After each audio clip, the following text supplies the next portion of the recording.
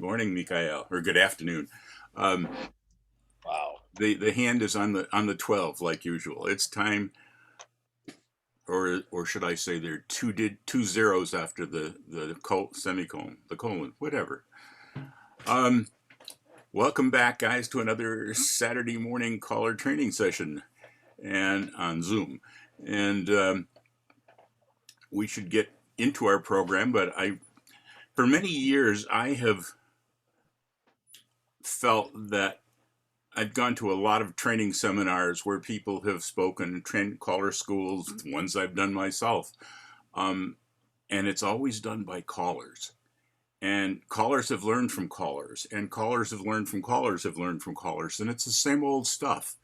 And so much of what we do, parts that are parallel someplace, entertaining, singing, publicity, what have you.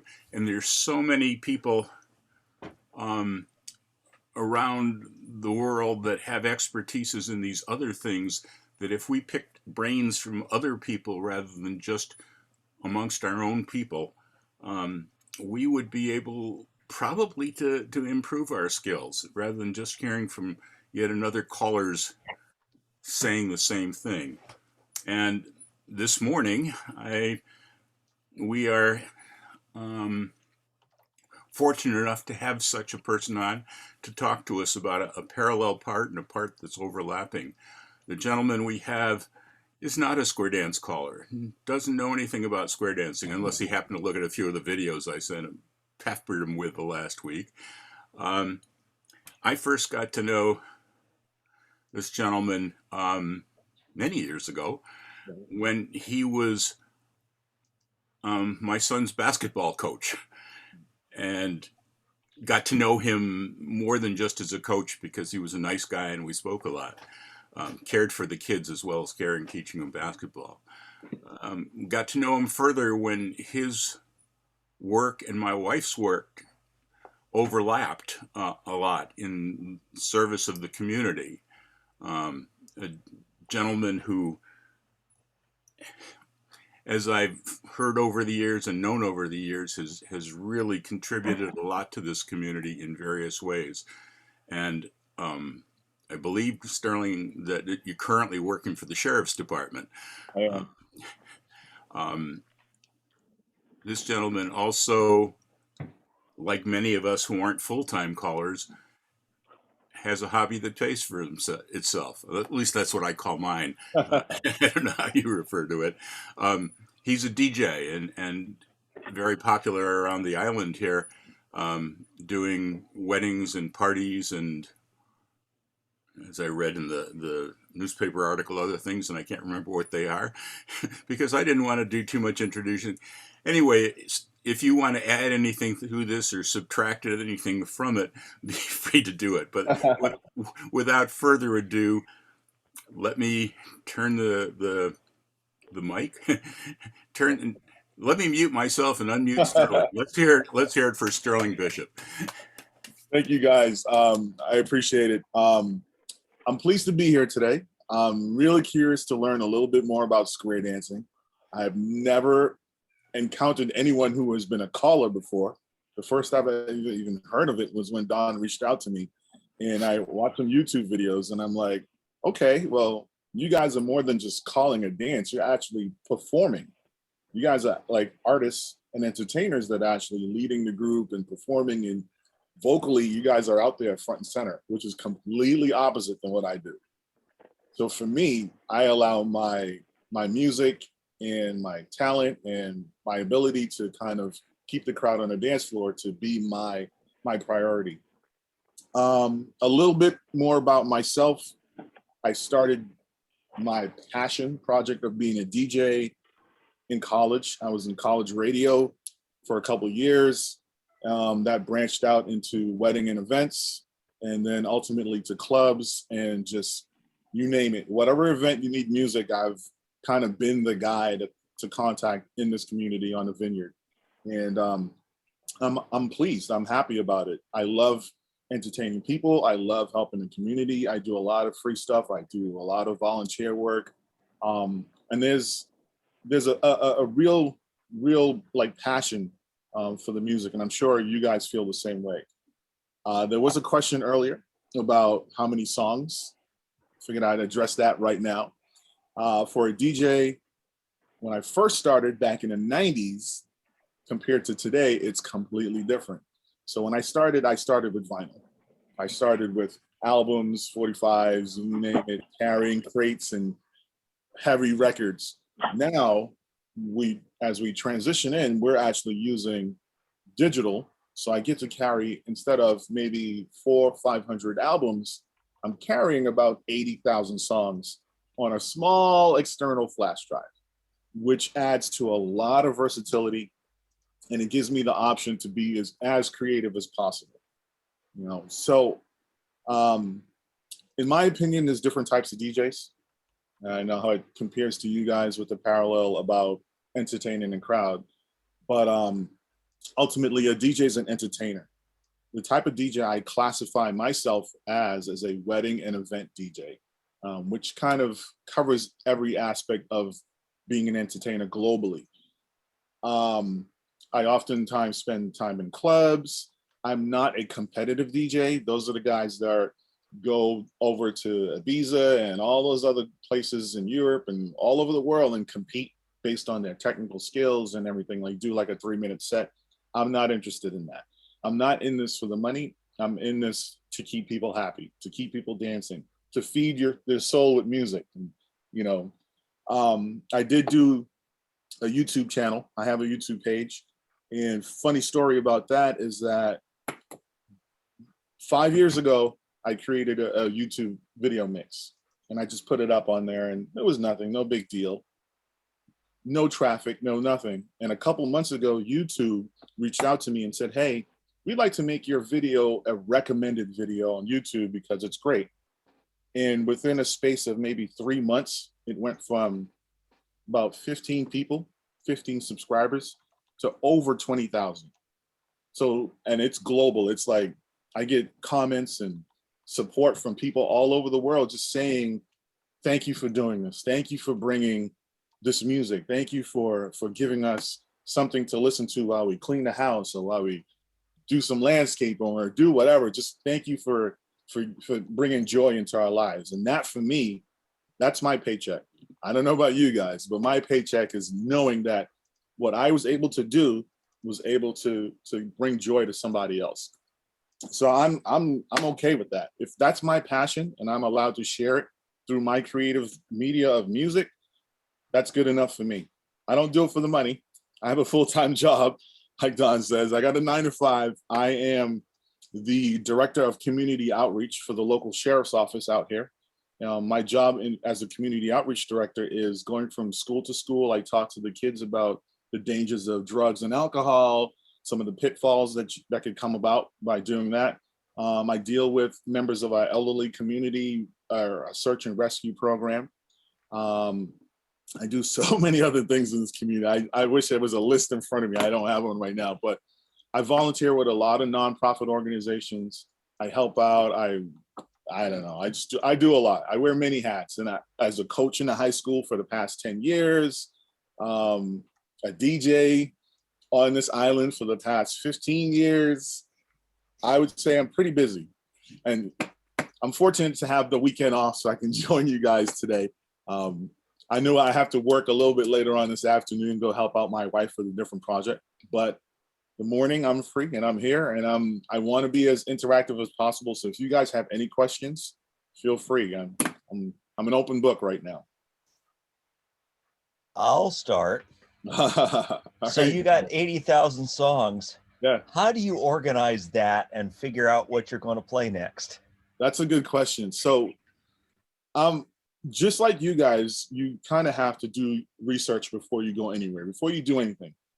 And research includes maybe the venue, location, kind of dictates what kind of music you play, the anticipated people in the crowd, maybe the time of day. So there are numerous factors that you kind of like, and I organize my music in different, what I call them crates or files, similar to like records. They're crates. The software creates crates. So you have a different crate for a different type of venue. I know if I'm going to be in a club, then it's going to be a little bit faster, a little bit upbeat, a little bit more aggressive, so to speak, as opposed to if I'm doing a cocktail party on a Saturday afternoon, then I'm going to go into some light jazz, maybe some soft rock, and I can kind of switch things up. But again, it's all about the ability to view the crowd. So if I see something is not working, or if I see people are maybe, I don't like this song, let me go sit down, then you have that ability, and I have 79,999 different options to choose from, where I can change and be creative and switch things up. And one of the challenges that I actually enjoy is being at a wedding, because I think the wedding is the most versatile setting for a DJ, where you have to kind of cover the gambit and of all genres of music. So you may have the grandparents at a wedding that are really into like 60s music. And then you may have some kids that are into music from today. So you cover this huge, huge variety of music. And it's like, how do you decide what to play? I just use my eyes and ears. I see what's happening. I see if people are smiling. I see if people are like dancing or bopping to the music. And you can tell when someone's enjoying themselves. You guys are entertainers, so you can see that in body language. Maybe people are actually singing along, things like that. And that's how I decide, well, hey, I know that this song's going to work. So I feel like maybe this song along the same lines is going to kind of follow suit, and that's going to keep that theme going and keep the energy up. Hope that answers your question. Sterling, do you play the whole song, or do you do a patter type thing where you just sort of kit bash parts of songs together and go like that? How often do you play the whole song? So general rule as a DJ is you never play the whole song. That's just general practice. You never play the full song, because some people kind of think that it's like a short attention span when you're dancing on a dance floor. If you got a song that's 4 minutes long, I'm probably going to play about 2 minutes and get to like, the hook, the chorus, one of the main verses, the meat and potatoes of the song. And then you're able to transition and mix into something else. So whether it fits that genre or not, but we kind of keep the same theme. So I don't play the full song, I mix it in, and I try to be as creative. That's where that creativity hops in, where it's like, hey, I can use the bass line from this song and using the vocals from another song and make it sound like it's something that's newly created, which kind of keeps and piques the people's interest. And they say, wow, I've never heard it like this before. I like this. This is cool. And it keeps that theme going and keeps that energy going. Sterling, do you feed? Hang on, one more time. I'll just go ahead, John. You're like a segue master, huh? Right. So another one of my strengths, I feel, is transitions. So whether I'm transitioning from an Elvis song to like a Bruno Mars song, which covers about 30 years of music, having the ability to be that creative and have it smoothly sound like it was designed and built that way, that's one of the things that people really enjoy. And, it's intriguing at sometimes. So Sterling, when you shift from one to another, is that listening to the music and it tells you when to shift, or looking at the crowd saying they've had enough of this song and moving on to the other one? It's a mixture of both. You can look at the crowd and feel like, I think they've had enough. You might make that decision internally. You say, I think they've had enough of this song. Time to move on to something else. Time to switch it up. Or if you feel like the crowd is really into it, if it's a song that's really popular and they're singing along, you don't want to just cut it short. So it's a delicate balance of feeling out the audience and saying, okay, well, maybe they're not enjoying as much, or maybe they're enjoying too much, and you kind of decide where to cut it and where to trim the end. I want to throw in a couple of background things for those that I didn't mention originally. Sterling and I both live on an island that has a year-round population of 6 towns of about 18,000 and swells to over 100,000 in the summer.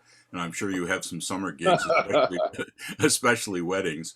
And Sterling, I wanted to just mention that Square Dance Callers for the longest time used vinyl, 45 RPMs. Yeah. And have over the past 10 or 20 years shifted to MP3s and special apps made for the needs of square dance callers. So I mean, I like the fact that it's efficiency. In my opinion, it takes away from some of the genuine feel of the music, but it adds so much more with just being portable, being manageable, and we depend a lot more on technology now than we did in the past. it's better quality sound also. It's better quality sound, absolutely, absolutely. So But until your laptop crashes, Dan. well, that's what the iPhone is for, is it gets special backup stuff. So we usually as callers do two parts, one with a song, one without, and it runs about 15 minutes, and then we take a 5-minute or so break. I don't know, the set is usually about 20 minutes total. Right. Do you get a break in there at all, or do you have to keep going, or how do you stay alive? So you keep going. You keep going. Like I said, depending on the event, if I'm at a bar or a club, you figure you have a window of 3 hours, and that's 3 hours straight. So you're on your feet for 3 hours, and it's being creative and playing music straight for 3 hours, energy flowing up and down. My recommendation to other DJs is get your drinks, maybe have some water, go to the bathroom, all that stuff before you start, because it's really, really inconvenient if you have to shut something down. There are ways you can do that and have like a contingency plan of a pre-recorded mix that would be about 5 to 10 minutes long that you can kind of transition into, take a break, maybe use the restroom, go grab a drink, do what you need to do, and then come back. For me personally, I don't like to do that because I take pride in my work, and I feel that if someone's paying me to do a job, for me to just walk away from it to go take a break or grab a drink and do whatever, I feel like it reflects poorly, and that might affect that person's decision on to bring me back to that venue or not. So when I go in, I go all in. I'm there. I'm committed. I'm there. I'm not taking a break. I don't drink alcohol, so I'll have like 2 bottles of water with me, and I'm good to go. Do you get much direct feedback from the people coming up requesting things, or? Yeah. Some of it can be a little overly aggressive. There's a sense of entitlement because they feel that if they ask for a song, it needs to happen right then and there, not taking into consideration there's a vibe, there's a theme, there's a feeling, there's a level of energy. So if the energy is up and you ask for a song when the energy is down, yeah, it might make you happy, but the 40 other people in that room on that dance floor are going to turn and look at you like, what the hell are you doing? They're going to be like, you killed the mood. So that's the biggest thing about being a DJ is when you get a request, having the ability to say to someone, hey, thank you for your request. I'll get it in as soon as I possibly can. Right? You may be able to, I may not, or sometimes you might lie to them and say, oh man, I don't have that song. Sorry. Sorry. And then they're like, well, you have a computer, just download it, go here. Or they'll say, take my phone, plug my phone in and play it off of my phone. And I'm like, yeah, I don't have the cables for that. I'm sorry, I can't do that right now. But more often than not, I have the song. I spend about, I'd say maybe 2 hours each day just researching music, researching remixes, researching, just trying to keep up with the times because it happens so quickly, man. Music just, it's more than it has ever been because of so many different platforms and opportunities for people to be creative and put it out there. So you have artists all over the world just putting music out daily, and sometimes it's tough to keep up with it, but sometimes it's a challenge that I'm willing to face. I know some of us have also had the people come up and say, can you make an announcement that somebody's blocking my car in and break up the whole mood? Tony, you've got your hand up. Let's hear from Northern Mass. Sterling, do you get requests? I know you specialize in weddings.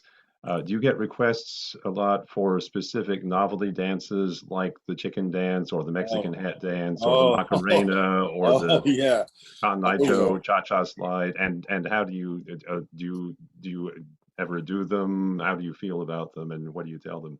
So, I mean, for me, I usually set all my personal opinions aside, because if a customer is hiring me to do a job, oftentimes if I do a meeting with the bride and groom, and I say, hey, give me some songs that you would like, give me, you know, a couple of artists that you like, and I can build a kind of music genre around that and a theme for your event. Most importantly is give me something that you do not like. Give me some songs that you absolutely do not want at your event. And if it happens to be some of those, which more often than not, it's some of those line dance songs, some of those, the chicken dance songs, some of those things. And if someone comes up during that event and requests that song, I politely say, hey, I'm sorry, it's on my list, but I do not play it. However, if there's no list, it's one of those, you know, shot in the dark. One of those calls that you make in the moment, you might end up regretting, where you put that song on and you only have one or two people that are like really getting into it. That's when you may get on a microphone as a DJ and say, try to kind of encourage others to join in to keep the energy flowing, and say, you know, don't make that individual feel like an outcast because they requested this crazy song and they're chicken dancing by themselves on a dance floor. Cotton Eye Joe, whatever it is, people get into it. And I think it's your job as a DJ to kind of feed that energy and encourage people to join in. It's a huge benefit if there's kids, because you can get kids to kind of dance to anything. And in my experience, I see if the kids are enjoying themselves, the adults will just join in to kind of, you know, feed that and keep those kids going. It's great. Photographers like that moment too. Come on, others. We got plenty of time for some good questions. So, great source here. Yeah. So you talked about like mixing portions of songs together, Yeah. and presumably you're doing that with the whole song, not individual portion. So I've got a couple tools that will like break the vocals out, or break the vocals and the percussion out of a song. Yeah. And presumably you're doing it with the whole song. Let me drop back. So one of my fantasies is to take something like a DJ controller or an Ableton controller and be able to lay down a bass line and a beat line, be calling, and every call takes a number of other things to be able to drop hooks and stems in there. Yeah. Have you done any kind of assembling music like that in real time, and how does that work for you? So I don't do it in real time. I do some stuff ahead of time. So just in my spare time, so to speak, Yeah. I try to be creative. And there's I use a software program called Serato DJ Pro. With Serato, there's a sister program called Serato Studio, which allows you to create edits of different songs. So I can do a song where I take, you know, I don't know, the first like 2 minutes of a song and just have it be the background beat. And then I can bring in the vocals, and I can cut the vocals and then bring in that background beat again. So I can do beat, chorus, beat. That way it allows me to be creative and play a song and make sure that song still sounds familiar, but I can overlap and put the chorus of one song onto the beat of a different song. So it's prep work. It's trying to anticipate what people might like and trying to keep that creative juices flowing, and just say, you know, well, this might work, it may not work, and you just test it.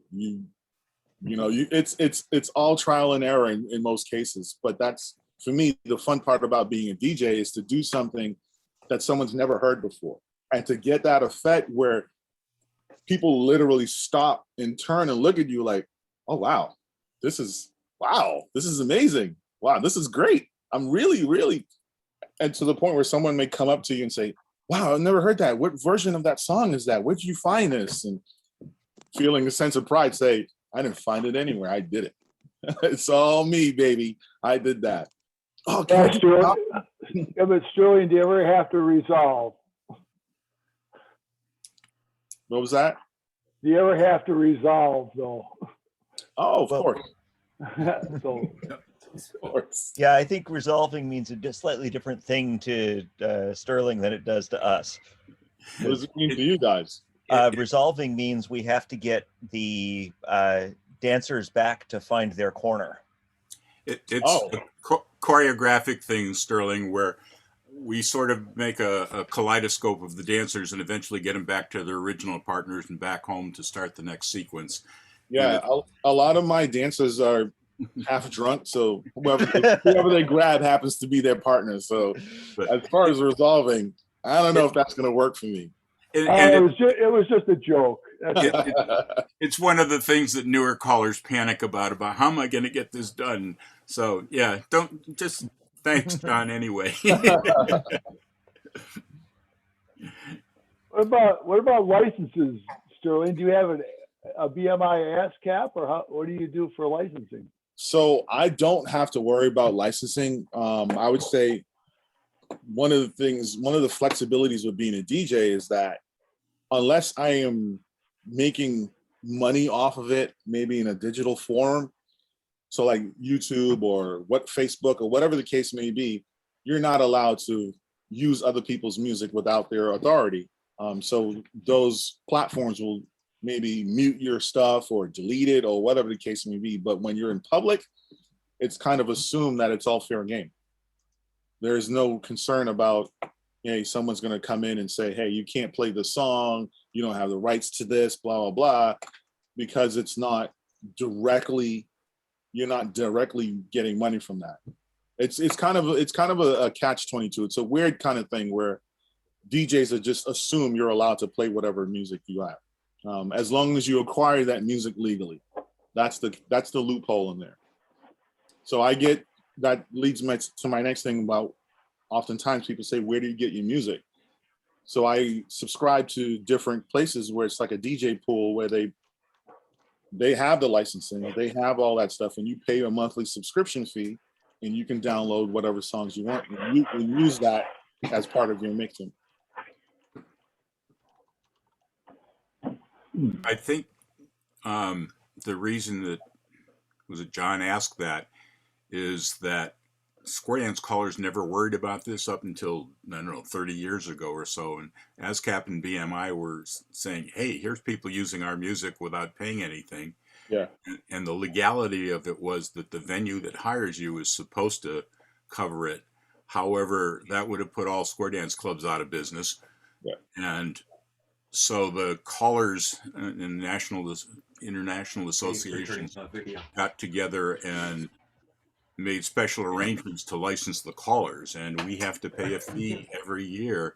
Really? ASCAP and BMI, so that we can use this stuff. Now, I don't know of anybody that has ever had somebody come in and check on them. Right.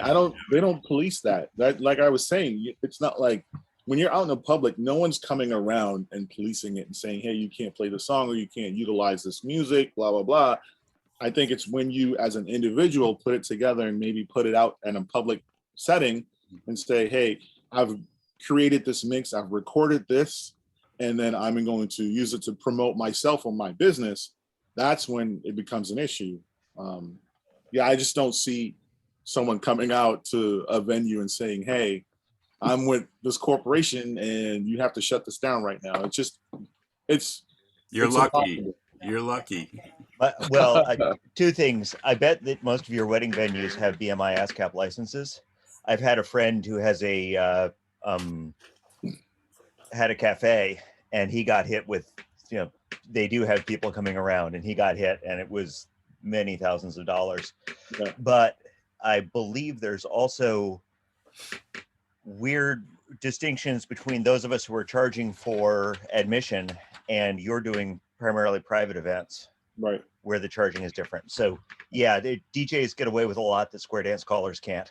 Absolutely. It actually has essentially nothing to do with the money. It's that the venues are licensed. If you were to go rent a hall on your own, yeah, and put on a dance yourself, then you would have to pay the licensing fee. And they do come around and get people. I think that for me, and I'd say for Don, we're on an island. So for someone to come out here to do that, they would have to be really, really determined. Besides, we would know. The way people talk on this island, we would know. It would be like, hey, the British are coming. The British are coming. There'll be a big red coat, red flag. There'd be sirens. They'd tell everyone. Every venue would be on high alert. It'll be crazy.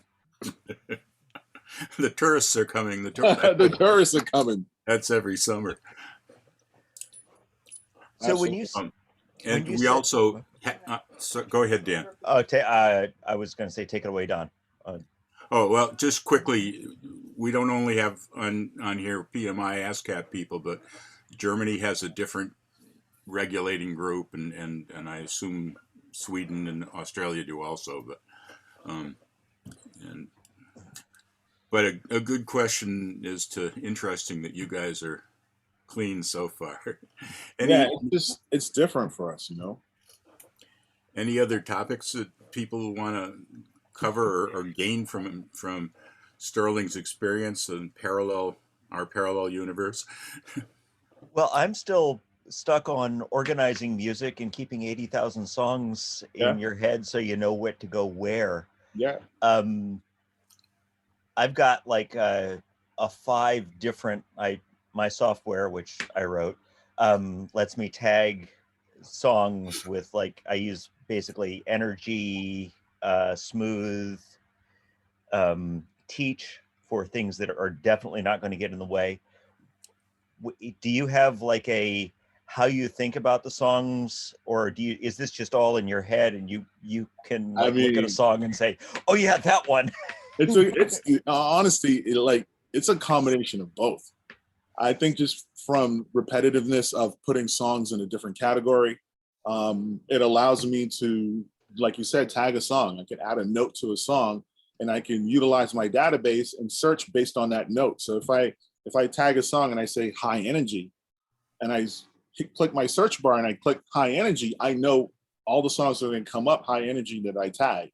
If I tag it cocktail, if I tag it wedding reception. So I have different tags in different categories. It's like this intricate pyramid system where you have your base of all your music, and then you kind of stream it out in different vines and say, hey, this is going to be disco. This is going to be funk. This is going to be hip hop. This is going to be pop music. This is going to be, reggae music. So you have different streams, and within those streams branch out in, there's different categories. What I do, I usually do mine based on decades. So if I have, disco, if I have funk, or if I have hip hop, they're all 60s, 70s, 80s. So I can go to a folder of all 80s and do an 80s party with no hesitation. And then within that, I could say 80s, and I can go into like 80s rock, 80s pop, 80s R&B, 80s funk, and it just branches out. So it's a way, and everyone does it differently. It's a way for me to remember where songs are, how I feel, what's going to work, what's not going to work, and maintaining, like I said, that theme of music and maintaining that energy of music and keeping that party going. I'm interested in what kind of software you wrote, though. It sounds pretty cool. It's basically, we have kind of 3 distinctions of software, or I mean of sounds or song types. We have singers, patter, and then something else. Singers, Sterling, are the ones where you do the words of the song, sing the chorus of the song while they're promenading or something. If you got a chance to look at any of those. I did. I watched your video from the 80s, Don. You look really different. Your hair was different. Same stuff.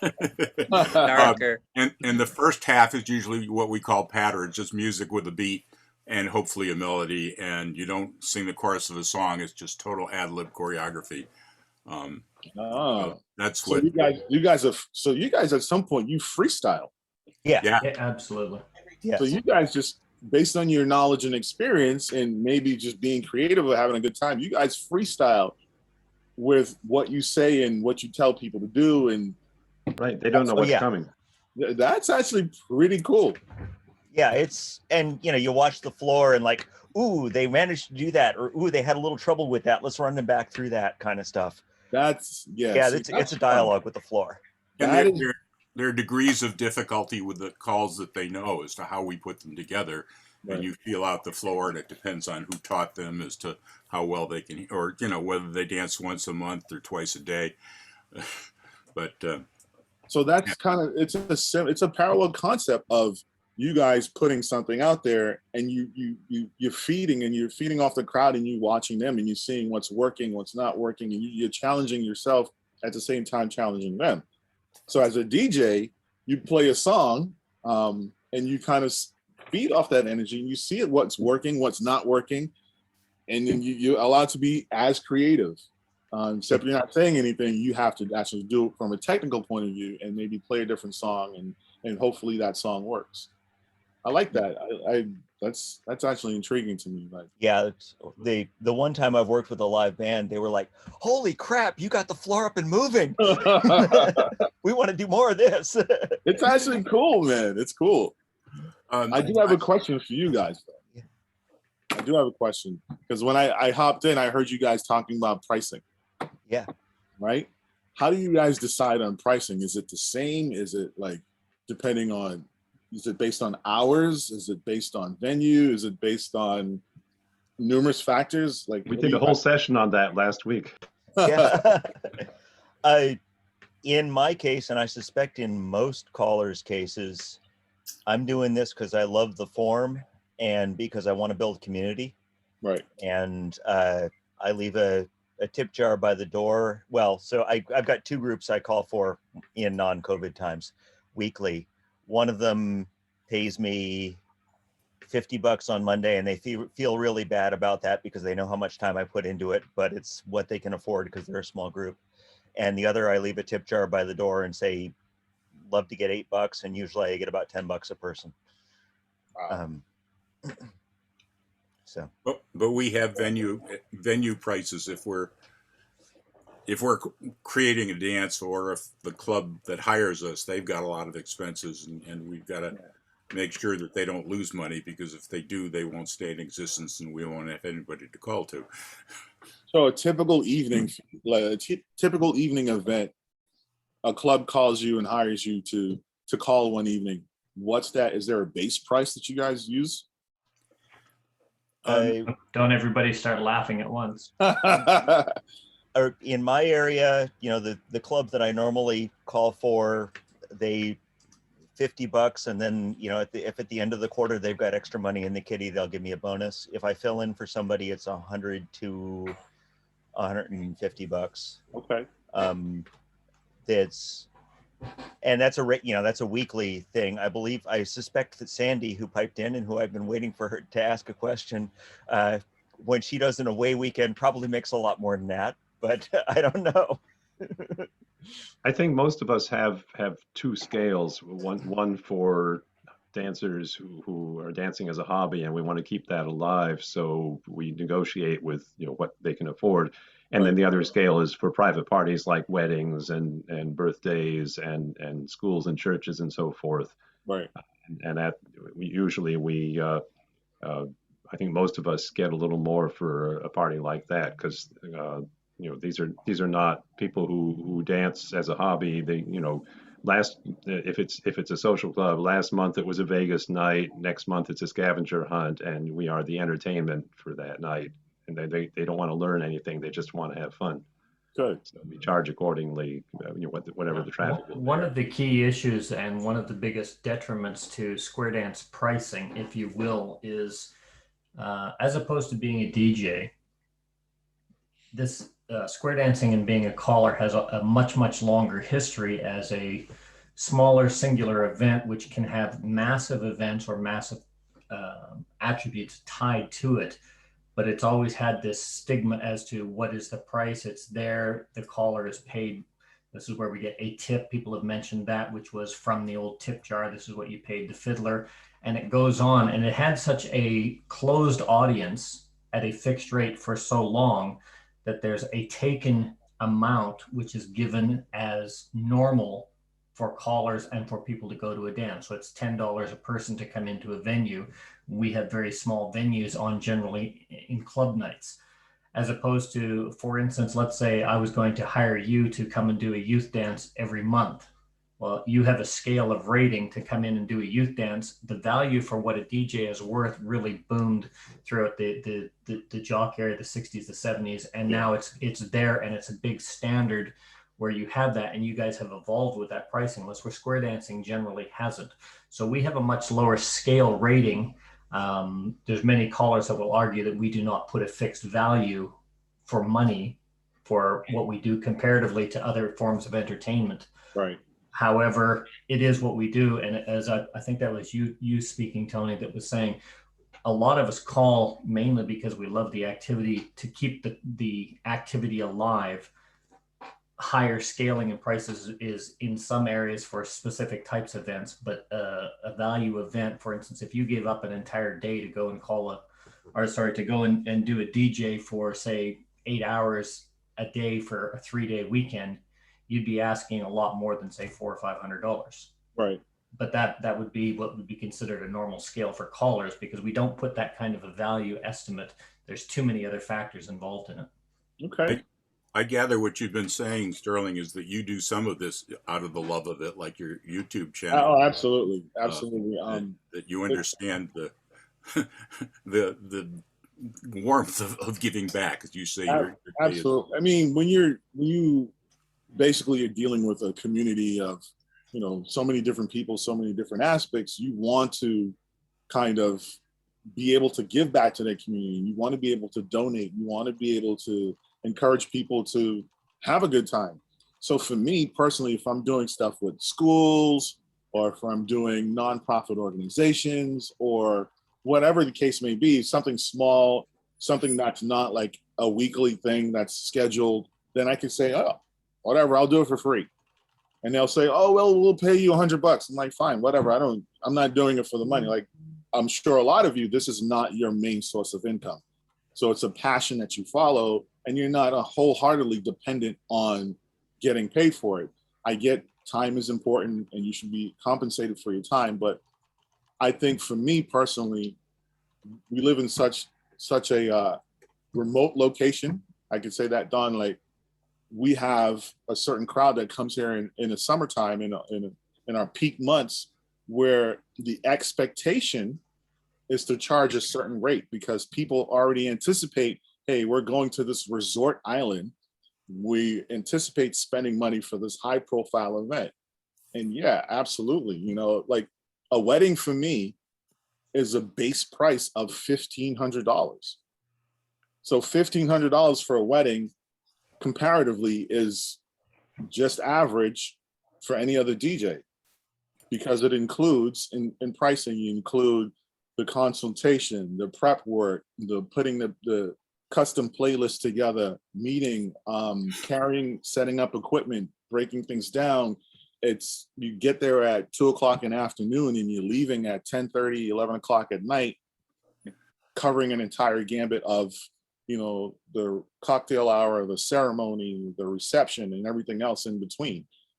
So it's a long day, but people pay for that. That's what they expect. I do feel bad sometimes, but people would pay for it in square dancing too, but for reasons that completely baffle and mystify me, most people have decided to advertise square dancing as a cheap activity, and that's one of its great features. It's cheap.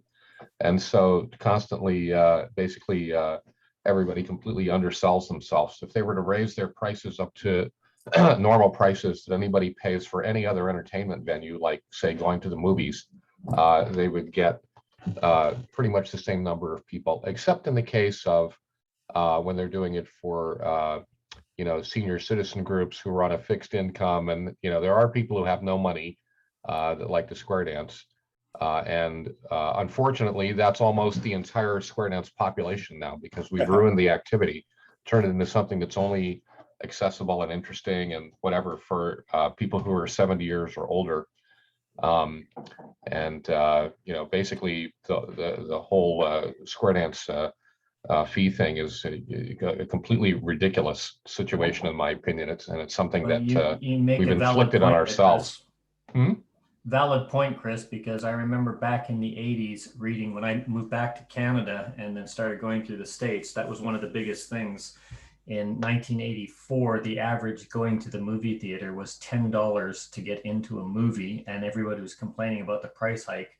And square dancing was being advertised as 2.5 hours, the same as going to a movie, but it's cheaper than going to a movie because the average cost was about $7 a couple as opposed to $10 a person. I Now think in 2021, it's still cheaper than going to the movies, yet going to the movies as a couple is now a $50 event. I think one of the reasons might be that we're hoping square dancers have come to dances once a week, come to dances twice a week, whereas you don't. There are plenty of people who go dancing, other kinds of dancing every week, and they pay $20 per person But to you go don't to a expect dance. people to have a wedding twice a week. No, but people go social dancing for $20 a person, Okay. multiple times a week, every week. Yep. Sterling, before I moved to the island, my rates were so much for the first, half-hour driving, and then I had circles on a map, and I would charge more for further and further and further. Right. And sometimes I felt pretty guilty charging that much, but used to say, well, if they're willing to spend it, I'm willing to go. I want to change the subject slightly. We generally work with the music. Martin, I see your hand. I'll get to you in a second. We generally work with music that's recorded. And one aspect of us, occasionally we get to work with live music. Tony Parks, who was talking earlier, does most of his stuff with live music, a slightly parallel universe also. Whereas the people that hire you probably say, do we go live music or do we go DJ? Do you ever have to blend with live music and play back and forth? They're not really. I think it's, in most cases, it's a decision of one or the other. And oftentimes it comes down to pricing. And I never say anything negative about anyone else. In terms of entertainment, it's just a kind of unspoken rule. You just don't do stuff like that.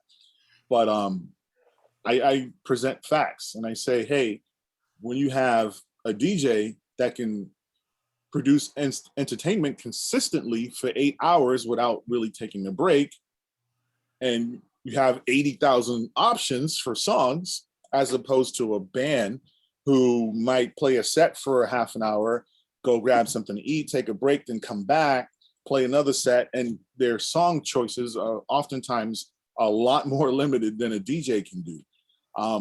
Not only that, but when you hire a band, you have to pay for each individual band member, and a DJ is one person, and you're paying maybe 3 times as much to hire a band. So I think for most cases, it depends on the venue, it depends on the customer, what kind of feel they want. If they can afford a band, they'll hire a band. I have done stuff where there was a band there and they'd hire me to play when a band took a break. And we'll do a half an hour set, and they do a half an hour set, then I'd do a half an hour set just to keep the energy flowing. But oftentimes it's one or the other. Hope that answers. Yeah. Martin, what were you going to ask or comment? We're trying to get young people into square dancing, and there's a caller in the Czech Republic who said we need to pick up the young guys where they are, and they are at dance locations where DJs are putting up the music.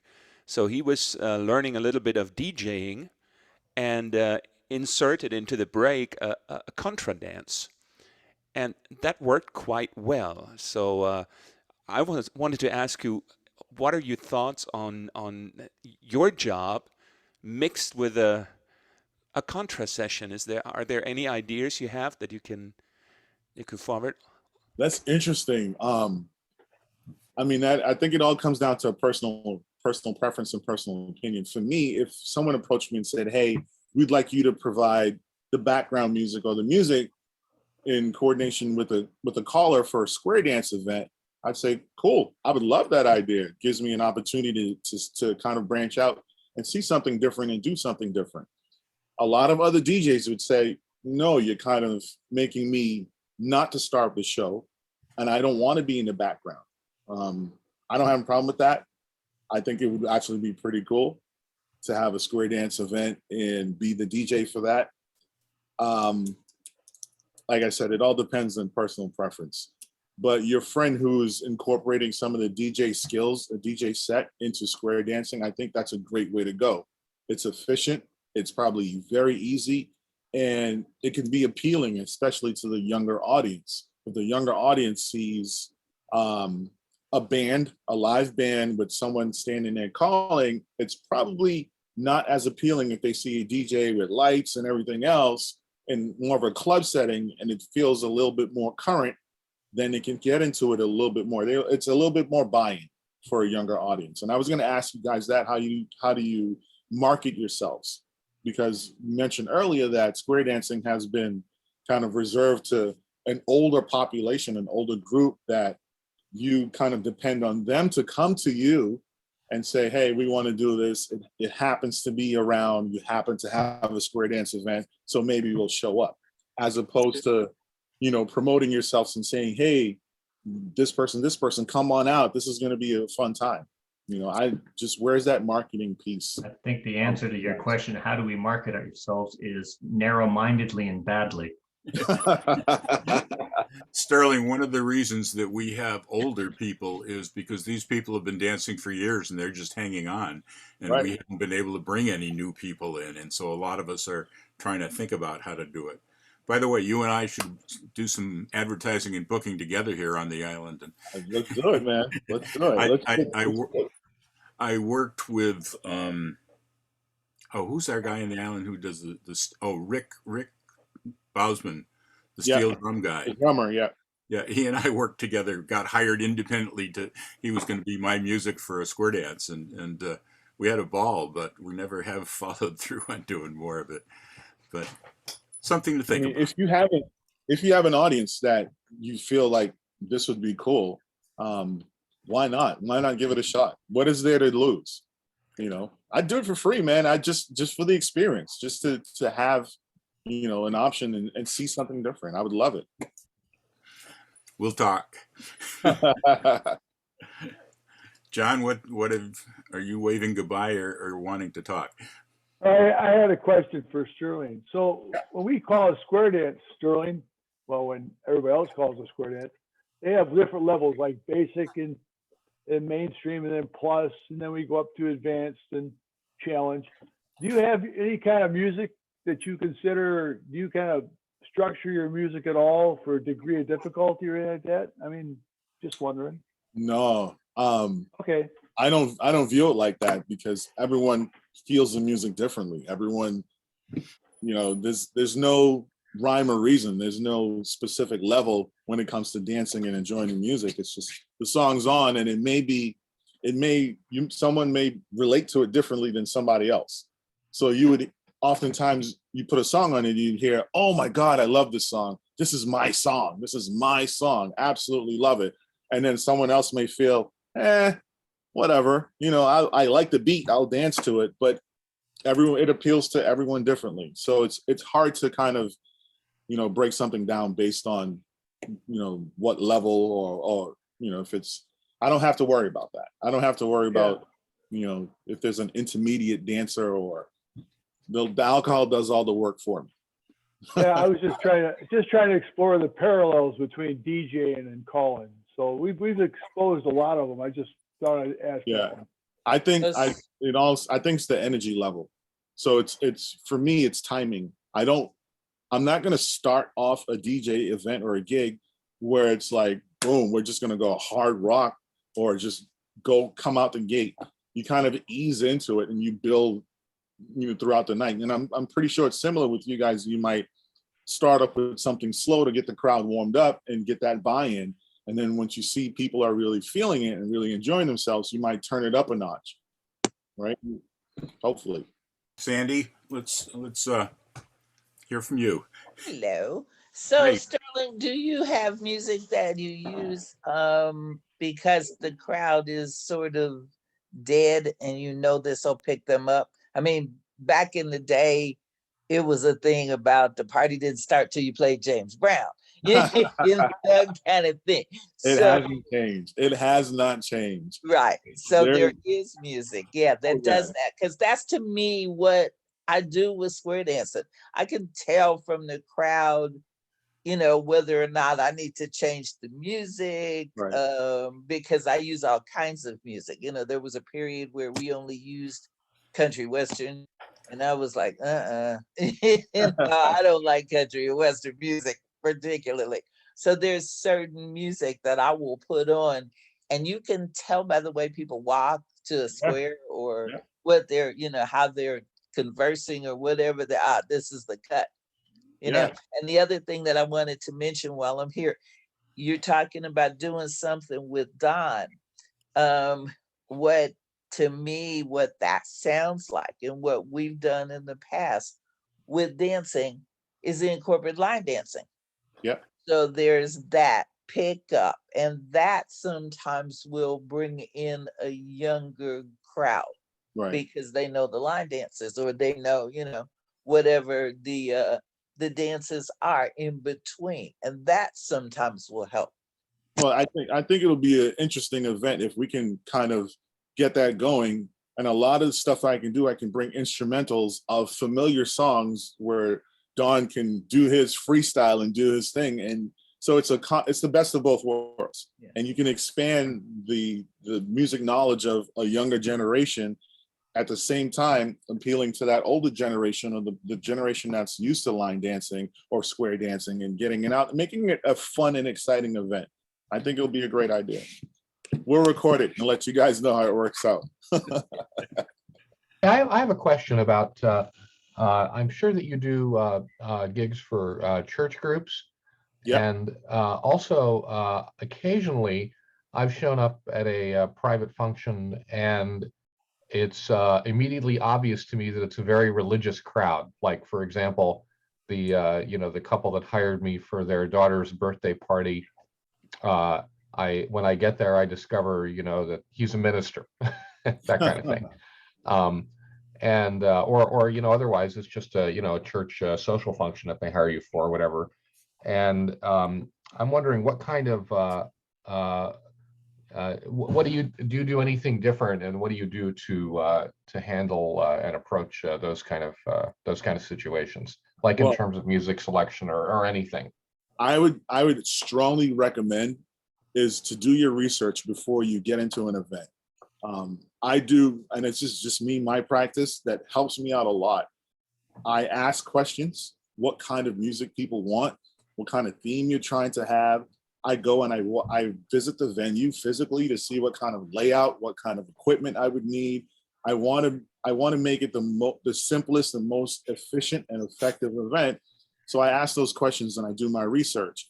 However, there are times where you feel like you've done what you need to do, and you walk in and you get thrown a curveball where, hey, we want this special kind of song, or we want this. And as long as it fits the theme, as long as it's appropriate, and a lot of times you can't take responsibility for content of the music, but we can't say we want to play stuff with no inappropriate language, but the subliminal meaning of the song is not really my responsibility.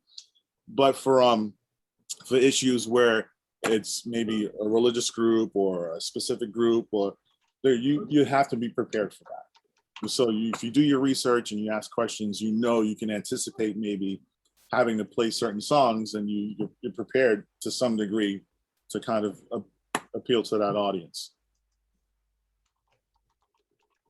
I'm noticing that it's basically on. I'll get to you very shortly, Martin. Again, I do see your hand.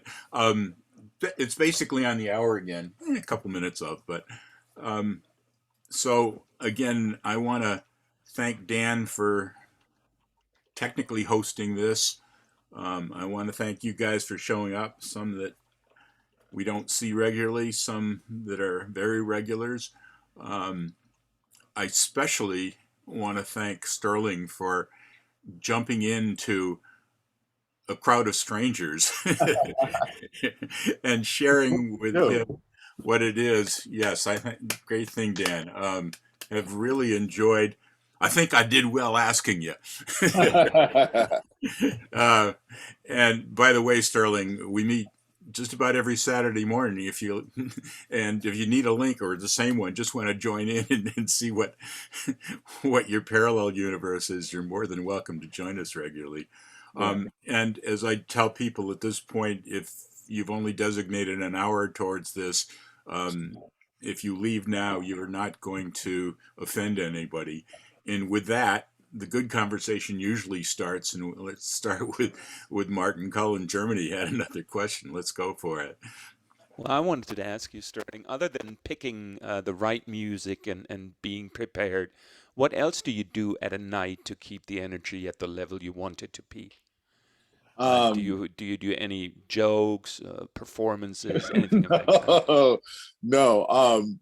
Well, in coordination with some of the music that you play, you may, in some cases, get on a microphone and say a few things. We're not, as a DJ, you don't want what we call dead air, right?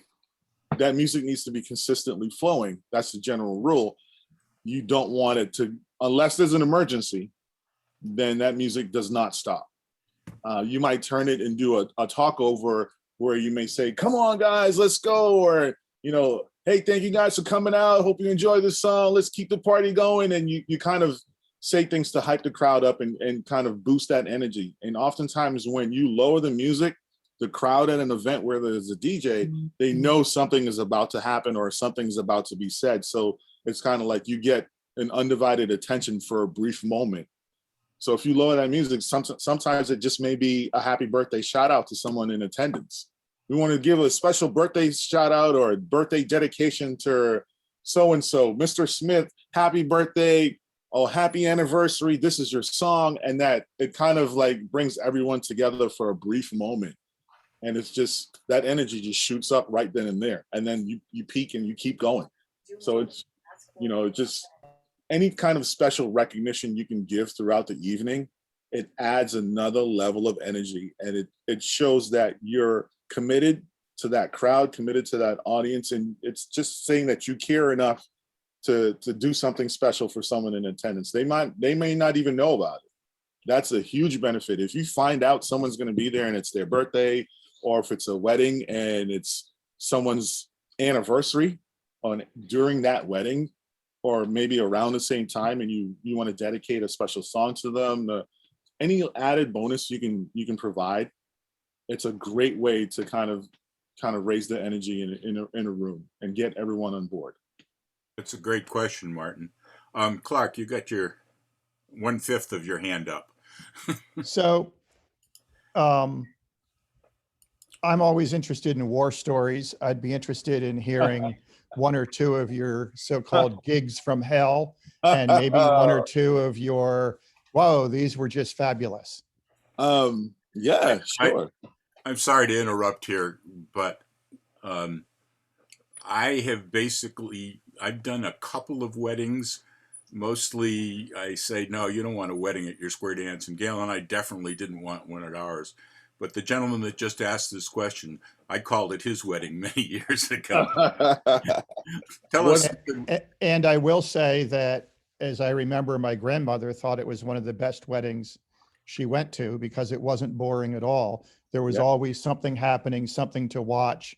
There was dawn calling, there was music, there were people dancing. And I think we got even non-dancers up to do something. And of course, my graduate student friends all wanted to hear me call, so I had to get up and call a tip. So I thought it worked out well. I think that's great. Tell us some war stories, Sterling. Well, I mean, for me, there's always good and bad. And like I said, I've been doing it for years now, and I've seen pretty much everything and anything. My highest point moment, I would say, is that when I received a call from, what's her name? Valerie Jarrett. You guys know Valerie Jarrett? Yeah. Valerie Jarrett was as the advisor to President Obama when he was in office. So I got a personal call from her saying that she wanted me to be a DJ for an event where the Obamas were hosting. And it turned into something that happened annually for the past 3 years, not COVID, of course.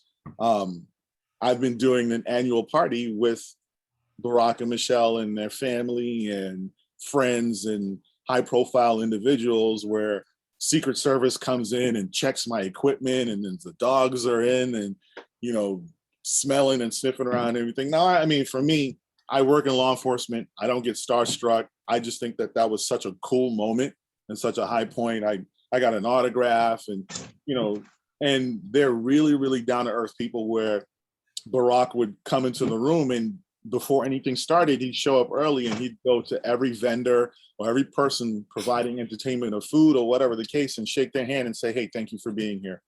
I appreciate you being here. I know your time is important. Thank you. Let's have a good time. Which to me, I'm like, wow, hey, this is awesome. But on the flip side of that, there's numerous stories. There are numerous things. I mean, I even have video as evidence. I don't want to talk about the racial stuff. I think that we can avoid that. I've had my experience with that where it's just been disrespectful and degrading. But some of the scary points, some of the negative stuff is when there's a fight that breaks out. Oftentimes alcohol is, you know, the root of all evil, not just money, but people they lose their inhibitions, especially in a remote location. People travel, the tourists come in and they feel that it's not as strict. The laws don't really apply. It's a different world. They can get away with anything. And I tell people, like, listen, I work for the sheriff's office, which runs the jail on the island. So unless you turn it down a notch, I'm going to be waking you up in the morning, serving you breakfast. And it has happened numerous times where people did not heed the warning. And I'm like, hey, you want to settle down because you're going to get arrested by the local police. They're going to bring you to the jail and you're going to see my face first thing in the morning and you're going to regret it. You're going to have that walk of shame and it's not going to be fun. So it has happened numerous times, but it's very scary when you have a room packed with like 150 people in a small space, and then a fight breaks out and you just become, you know, as someone in law enforcement, there's this constant vigilance of you're always checking your surroundings, but then you feel that energy shift and change in a room and you focus on safety, how to get out or how to keep people safe or how to de-escalate the situation. And that's one of those moments where you just abruptly stop the music so people can actually see and hear what's going on, because it can be loud and distracting. So I have a base power switch where I carry everything is plugged into. And if there's a situation, I just flip that switch and everything shuts down.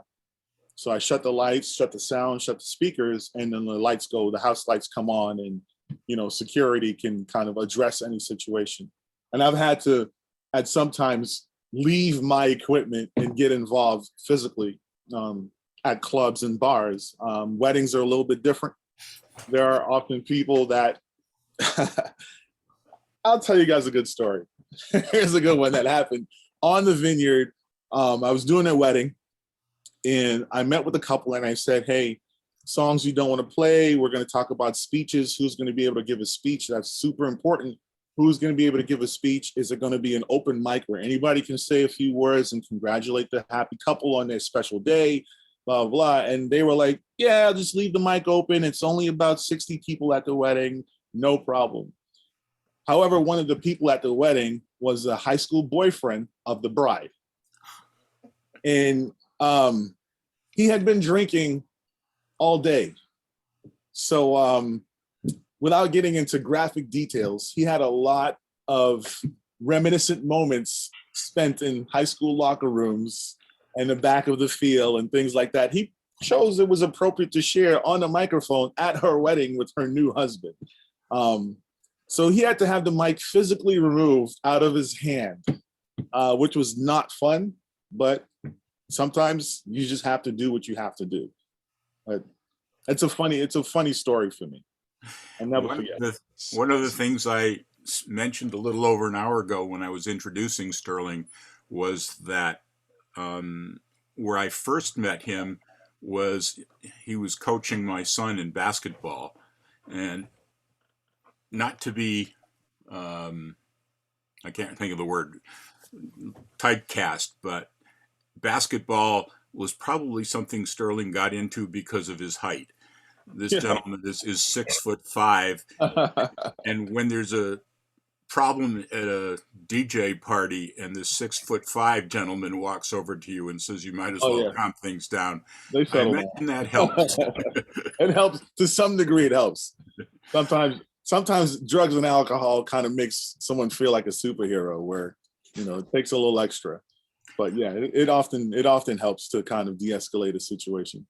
We call more to people that dance regularly, have gone through lessons and what have you. And one of the big things is no drinking before or during a dance. You can go have fun afterwards, but it really does, because you have such close, intimate physical contact with other people. You want to know that the guy on the other side that's dancing with your wife momentarily is doesn't have any inhibitions removed.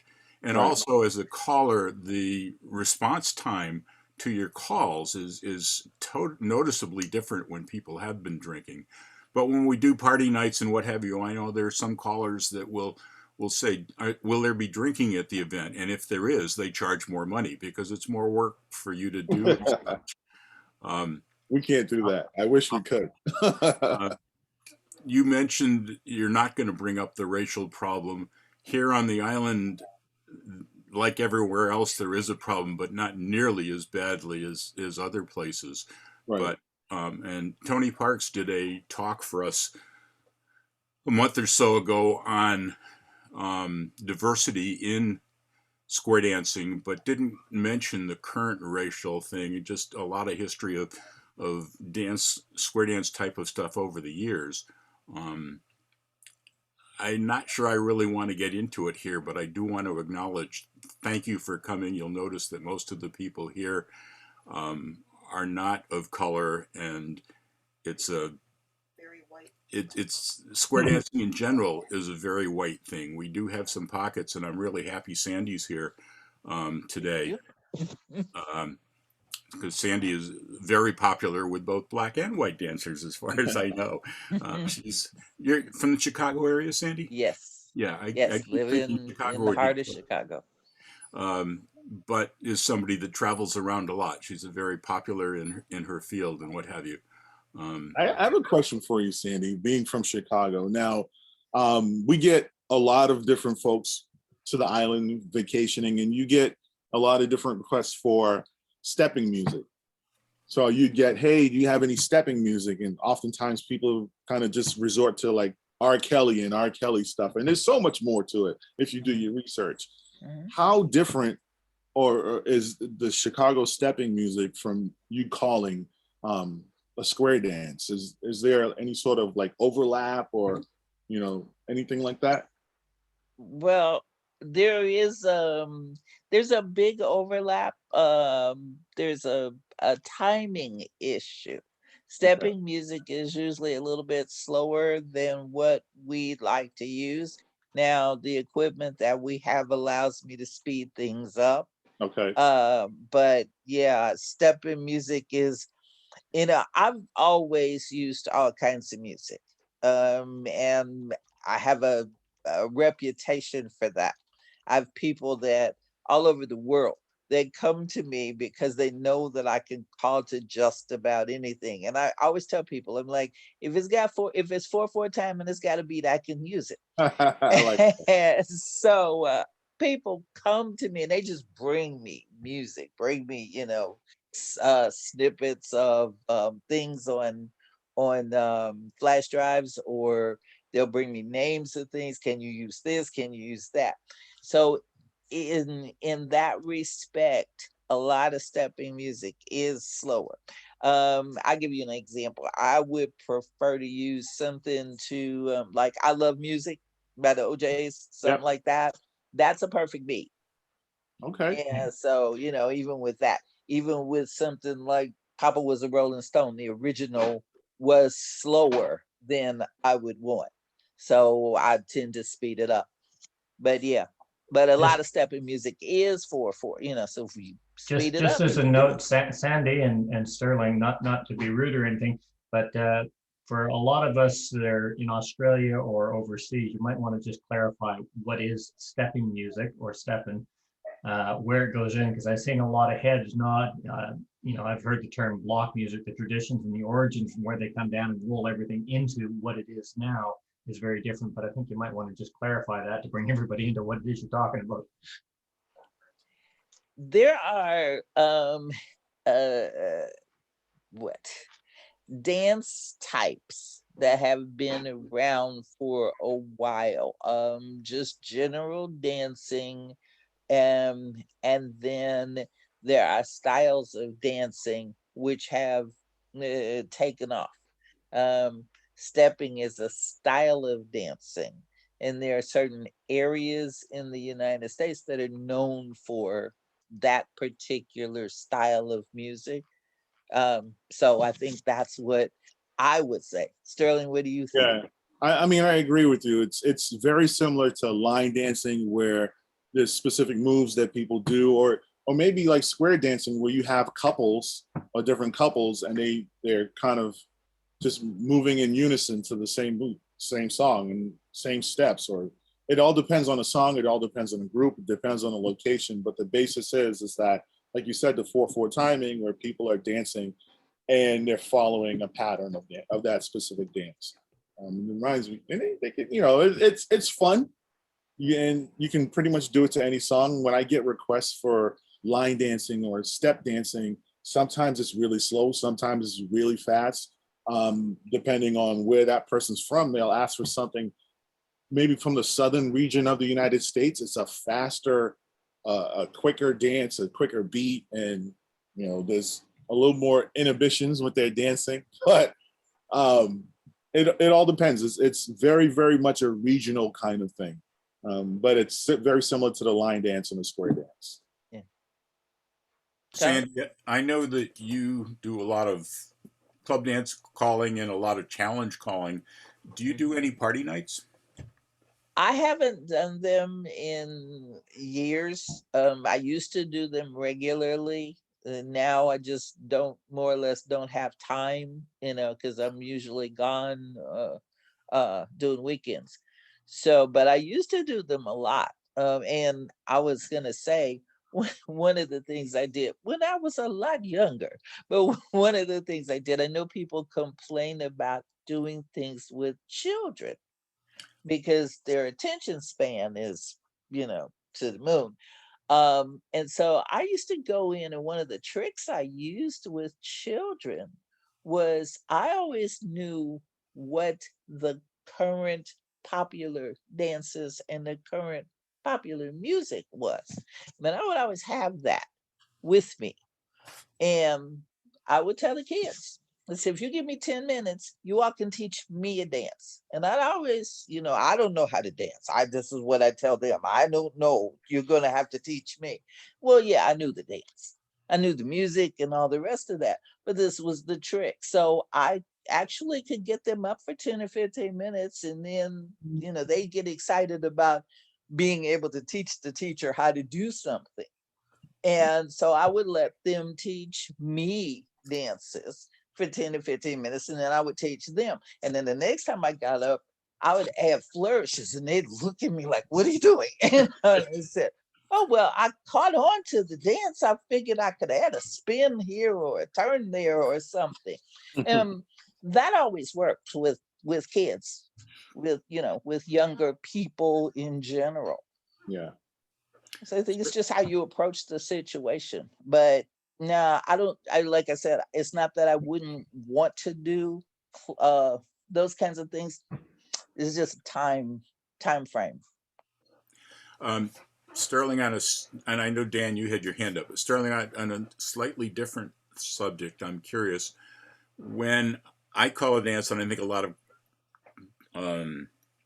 the other callers do too, I'll play with the mood throughout the evening. I'll get them warmed up at the beginning, and then I'll get to a high point of having them climb the wall with excitement. And then I'll contrast it with something slow and maybe build to another high near the end. And then, depending on the group, send them home singing the song we were just doing, or what have you. Do you play with their moods throughout the evening? Any Absolutely. particular? Absolutely. Tell us how you do it. Well, you start off with something slow. and you kind of try to encourage people to get onto the dance floor and increase that energy. That's, I mean, for me, that's what it's all about, that energy all night. And then at some point during the evening, you get to like the top 10 most popular songs at that time, where you feel that everyone's going to really enjoy that. And you peak at some point, and then you kind of like level it out.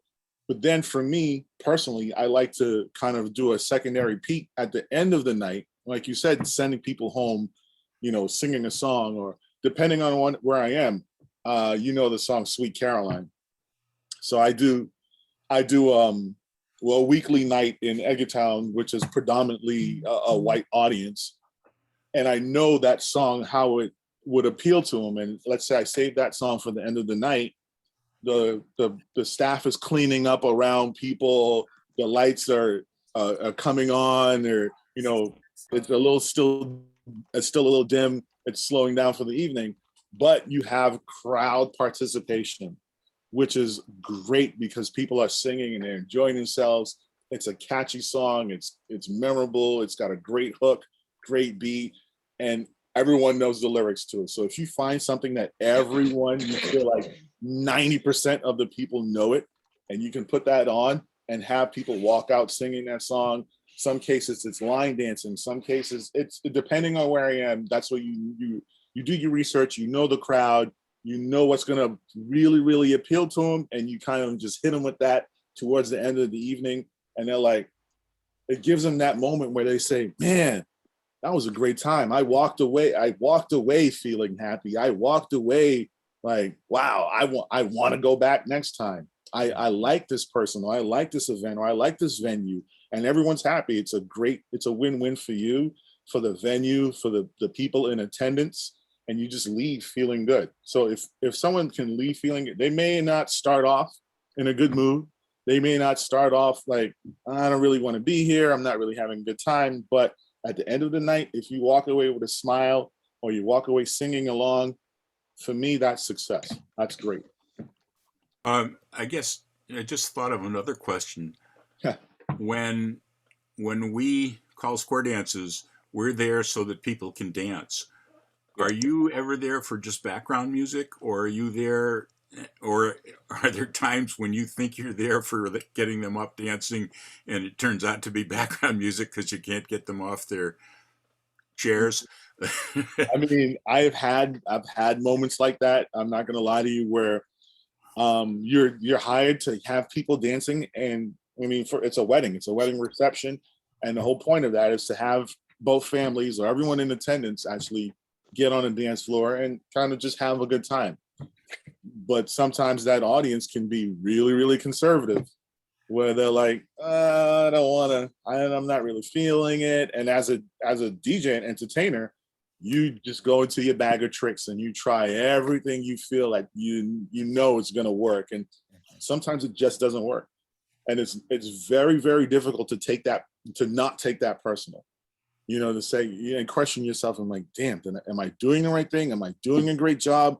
Why is this not working? What's going on? Like, can people hear it? And you start with all these questions internally and second guessing yourself. And you're like, and you know, at some point it clicks. You're like, it's not me, it's them.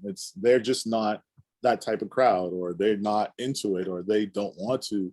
And then you find certain tricks. For me, it's always kids. So I carry different items with me. I carry like little rings that light up, or bracelets, or glow necklaces, or little things I can hand out to kids, where I can get a kid and kind of like get them onto the dance floor. Or I may even ask a kid, or I may even walk around from the DJ table, get down on one knee and talk to a kid, or tell the photographer, hey, take a picture of this, or something, anything to kind of get that attention and focal point on the child at that moment, and ask the child, what kind of song do you like? What do you listen to? And it may be something silly, like a cartoon song from a Saturday morning TV show. I have kids. I have those songs. I'm equipped and I'm ready to go. And if I can get that kid dancing, more than likely an adult is going to get up. It's an older sibling, or an aunt, or a mom, or dad, especially. It's just, and that kind of feeds into that energy, and people get up. So I'm able to utilize a skill set where I can, get the crowd up. It works 95% of the time, but there's always a part of it where, people just kind of just sit and watch, or they don't want to get involved. So, you have reminded me that there are people that are just like that. I've called dances where they just are going through the motions. They look like they're supposed to, and before the evening's over, they hire me again for the following year because they're having fun in their own way. Yeah, you'll get people who are not confident enough to say, "Hey, I want to get up and dance," but they enjoy the music, they enjoy the entertainment, they enjoy the venue. They're perfectly okay with just sitting in their chair and tapping their toes and bobbing their head and watching. Maybe I'm just there to people watch, and maybe before I participate, I want to learn, and I learn visually, and I can see what other people are doing, and I'm just gonna okay, I get it. Maybe next time. So I'm gonna hire this guy next time, and next time I'll actually give it a shot and get up and I'm gonna dance, and I'm gonna listen to see how it. You never know. You never really know.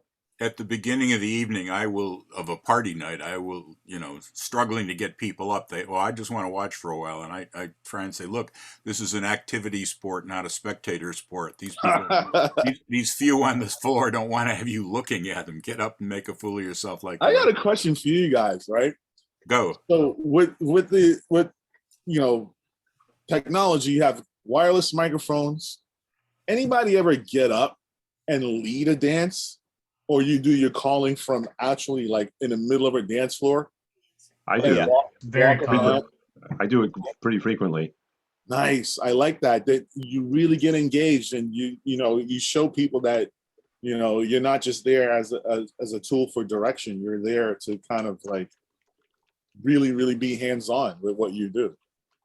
It's a great way to get engagement from the crowd. Yeah, I'm not asking them to do anything I wouldn't do myself. Right.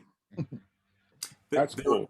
It's not something I've done, but I know several callers that dancers really like them for that. Or some of we hobby callers where we've only got 8 people and we need we've only got 7 people and we need an 8th one in the square, so we dance along too. It's another thing that I've done just because out of necessity. But I see Sandy nodding her head. Yeah, I've done that. Sandy's been out there. But yeah, I have. I've done that. I've had the music on the stage, and I've had everything set up, and everybody's squared up, and they're trying to figure out where's going to start or whatever. And I start the music, and I just walk through the room calling, and everybody's laughing, because they don't have any idea where I am or where it's coming from. And I'll walk up behind somebody and poke them, and all kinds of stuff. So I've done that. Get into the crowd, get hands-on. It's a great way. Yeah. It's tough to do as a DJ. Mm-hmm. Just because it depends on timing and songs and transitions and stuff like that. But if there's a moment, as I mentioned earlier, there's a pre-recorded moment where you can have 10 minutes of a high energy mix set where you can get out there and you not necessarily have to dance with people, but you can get on a microphone and say, "Hey, come on, let's go. And it just kind of helps to create that vibe and get that energy flowing. So it works. I've also I've done things, especially at as you said, one-nighters or things like that, where I've actually walked around and sat down and talked to people, and I will introduce myself or let them introduce themselves or something. I'll do this at 2 or 3 different tables. Well, when it's time for me to get up, I'll get up and tell people they need to get up on the floor, and then of course I know your name. So I'll call your name, and I'll call names of people that they're like this, and I'm like, you promised when I was back there, you promised me you'd get up, and that will get people up also. Yeah. Oh, sure, you guilt them into it. I'm sure that works. Oh yeah, all kinds of things. Anything, as you said, anything you can do to make this event better or to make people enjoy themselves. And I find that I'll guilt them into it, but they get up and they have fun, and then they'll come up and talk to me and stuff, and so they do have a good time. We've found that once people dance, they have a good time. Oh when yeah. when they just see other people dancing, they think, "Wow, that's cool," but I don't think I could relate to doing that. Right. Right. Get them on the floor and do stuff. Don't call anything that they haven't learned about yet. Right. Right. It's a doing activity, definitely not a spectator thing. Right.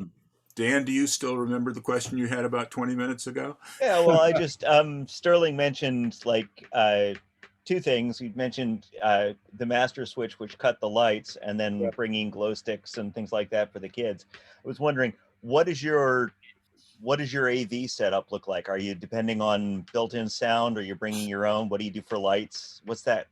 I travel with everything. I'm a big, like, just in case kind of person. So I over prepare and I overpack. But again, when you do your research with a venue, or if it's a venue that you're at each week, then you already know what to expect. So I travel with my own speakers, or I travel with my own lightings. So it all depends from venue to venue. But I always have stuff to hand out, to give out. I've even done T-shirts. Like, I'll print a T-shirt with my logo on it at no cost to anyone, and I'll do something like, "Hey, best dancer for the next 5 minutes, the best dancer, free T-shirt." And once you start throwing out free stuff, it's a motivational tool, man. People like, "I want one," and they may never use it or never wear it, but hey, I want to feel like a winner. I want to feel like a winner, and I want one. I did have a question for you guys. How did you learn? Is there a formal schooling? Is there a formal training, or is this kind of like trial by fire, where you're like, "Hey, I wake up one day and I want to do this. How many hours have you got to answer that question? Well, basically, is there a school to learn how to be a caller? Yes. Okay. So just because my own path was fairly quick and went through a couple of different groups. When I started learning how to square dance, people said, "You should be a caller." And somebody booked a demo square at a retirement community and said, "Whoops, we can't find a caller. Will you do this?" So I learned a singing call, wrote, and it was an absolute disaster. And thank God there was an ex-phys ed teacher there who was able to do some other simple stuff. There's a group in the Bay Area that gets together of new callers to call to each other for practice. There are formal schools. I've been to 2 of those. And then I did 2 of those and was getting, various clubs would say, "Hey, come down and we've got a Friday night potluck," and call to us, and we already know things. So that works out fairly well. And then somebody called me up and said, "I've got to quit calling for health reasons. My throat's having problems. Do you want to take over my club? It'll be, they're going to fall apart anyway. So you'll get 2 or 3 months of calling out of them, and then they're gone." And I think it was after about 6 months of calling for that group that one night that I was driving home and called my wife and said, "I actually had a good night." And it was about a month after that one of the dancers came up to me and said, "Thank God you finally figured it out." But yeah, I think it's a mix. And the main thing is just mic time. Right. There are schools, there are monthly things, weekend things, 1 week things, seminars, callers associations where they do seminars. There's people that learn by fire because they need a caller, like Dan just said. There's a lot of mentors that help newer callers, because the more newer callers we have, the more dancers we get and the more fun we have calling to dancers. I've done a lot of teaching here and abroad, and some online lately. So if you want to learn how, I'm more than willing to teach you, Sterling. Not me. Definitely not me. I was thinking just like something as an option for kids, because we're in a limited environment with so many different, only a few options. If it's something that a kid could get into, if you can get a kid in high school to get involved into being a caller, you'd be surprised the amount of kids that would just kind of flock into that, and you'd have a huge generational gap that can be closed in, and have some younger interested folks in calling. Why not? Sterling, on a personal note, the rest of you guys can tune out. Before I moved to the island 25 years ago, I was calling 4 and 5 nights a week. And since I've been to the island, it's dropped to 3 times a year or now less. I've done several party nights on the island. My dream has always been to get a group started here. And I've tried different venues and what have you. And I'm a good caller and a good teacher and a terrible organizer. Although I've got this paper in it. And I would love to be able. I tried to do adult education at the high school, and we had one person sign up. I'd love to be able to do something for high school kids, because I called for many years for the college age group at MIT. I would love to be able to get a group here on the island of kids that were interested, and then some of those kids be interested in learning to call and having a program grow from the ground up. But I just haven't been able to get my foot into that. I'm a terrible organizer. But boy, is there, as you say, well, the society here is interesting, and I think there would be great activity for people during the winter when they need an alternative to hitting the bars. Yeah. Well, even if you did it at a bar. If you did it at a bar, if you're not too opposed to maybe someone taking a break and having a drink, then, if you can get 4 people, 8 people, 12, 16, it just increase those numbers. You get a little bit of engagement, and you get an opportunity. We got to start with at least 8. Yeah, great. Let's work something out. I'm interested. It's been our history not to connect square dancing with alcohol, with the exception of the state of Wisconsin. Wisconsin, years and years ago, used to, most of their dance locations were in bowling alleys or in the back of bars, because bars had extra rooms to do that. But the only way you could do that is if you supported the bar. So the dancers in Wisconsin used to buy a beer, and then they would dance. They'd not necessarily drink it, but they would dance, because that would allow them to have the location. The National, Clark, I don't know if you remember this, the National in 1979 was in Milwaukee, and they had the biggest argument to get the venue when they first attempted to do Milwaukee, because square dancing doesn't associate with booze. Milwaukee being the beer capital, and they argued back and forth and back and forth. And finally, the only way they could do it was to set up satellite bars in one section of the convention center. And then they would let them do that.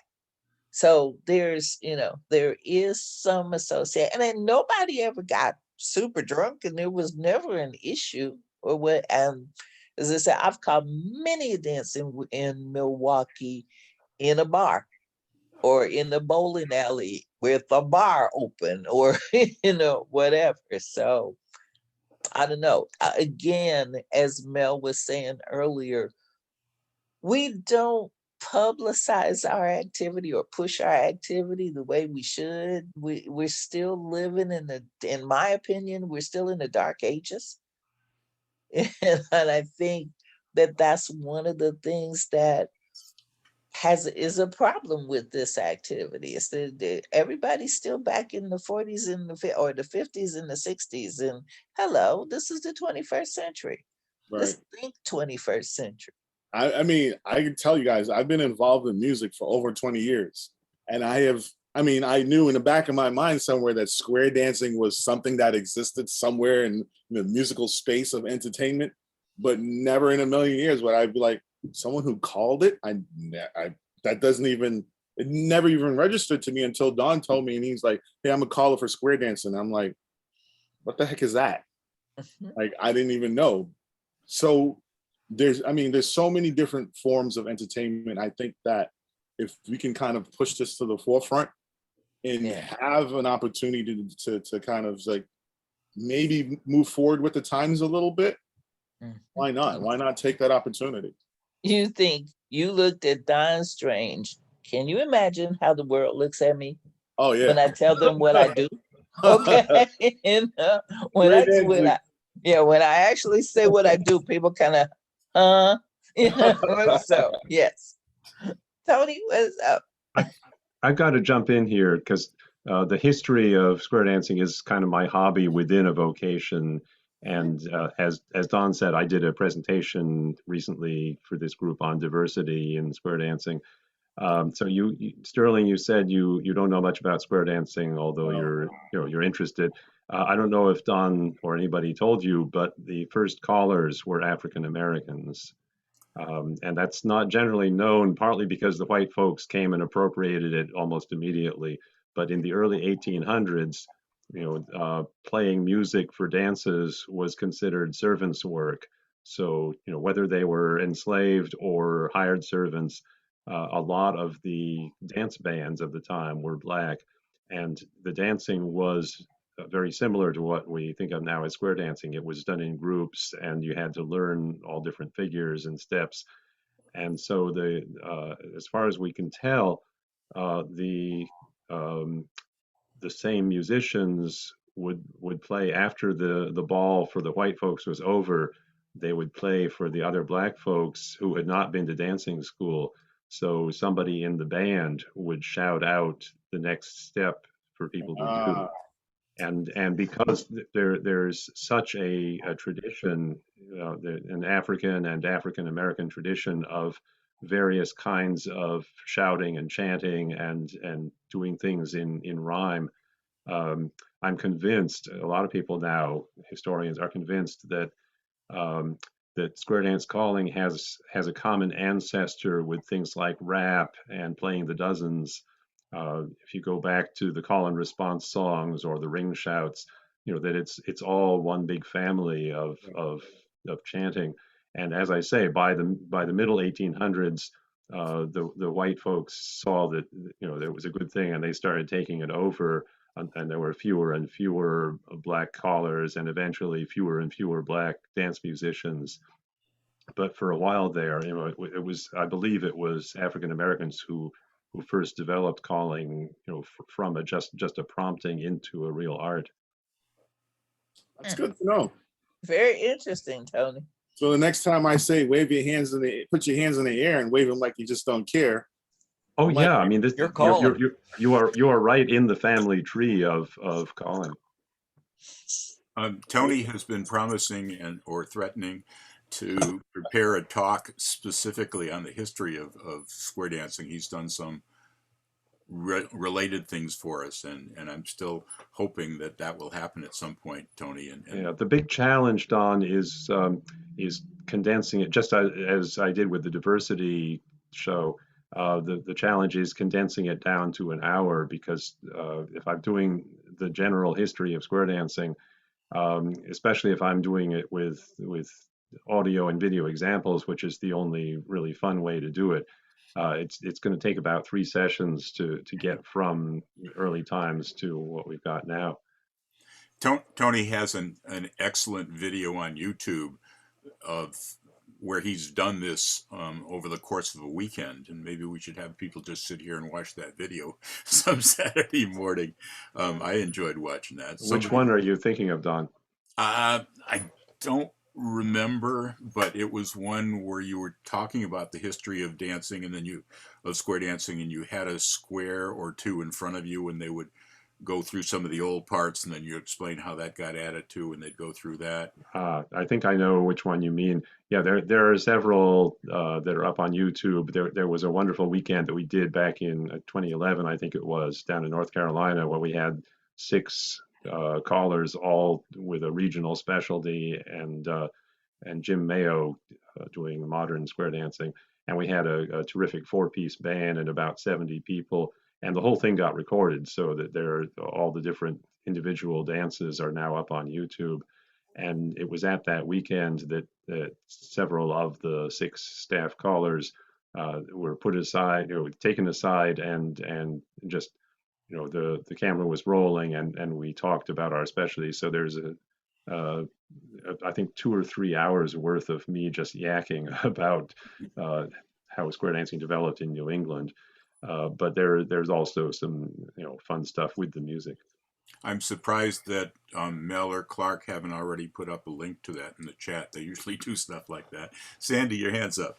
I just wanted to ask Tony, is your talk on diversity on YouTube, the one you just did a few weeks ago? Because I wasn't here and I would love to hear it. Sandy, all of our talks. I will go find that and put it in the chat. Yeah, Dan records I all. don't know if it's up on on the public area of YouTube, but Don and Dan can point you to it. Okay. Dan records all of these that we've done, all but the first 2 or 3. Yeah, you're in there, Sandy.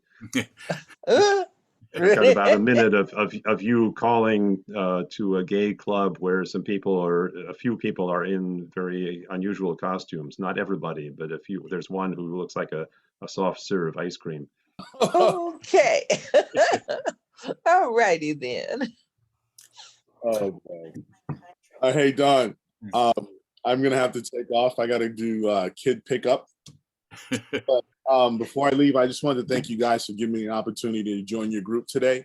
I think it was refreshing to hear some of the stuff that you had to add and your experiences. There's a lot of experience in this room and in this group. So thank you guys very much. I've just had my world open up to square dancing. So I'm going to do a little bit of research. I love doing research and learning a little bit more.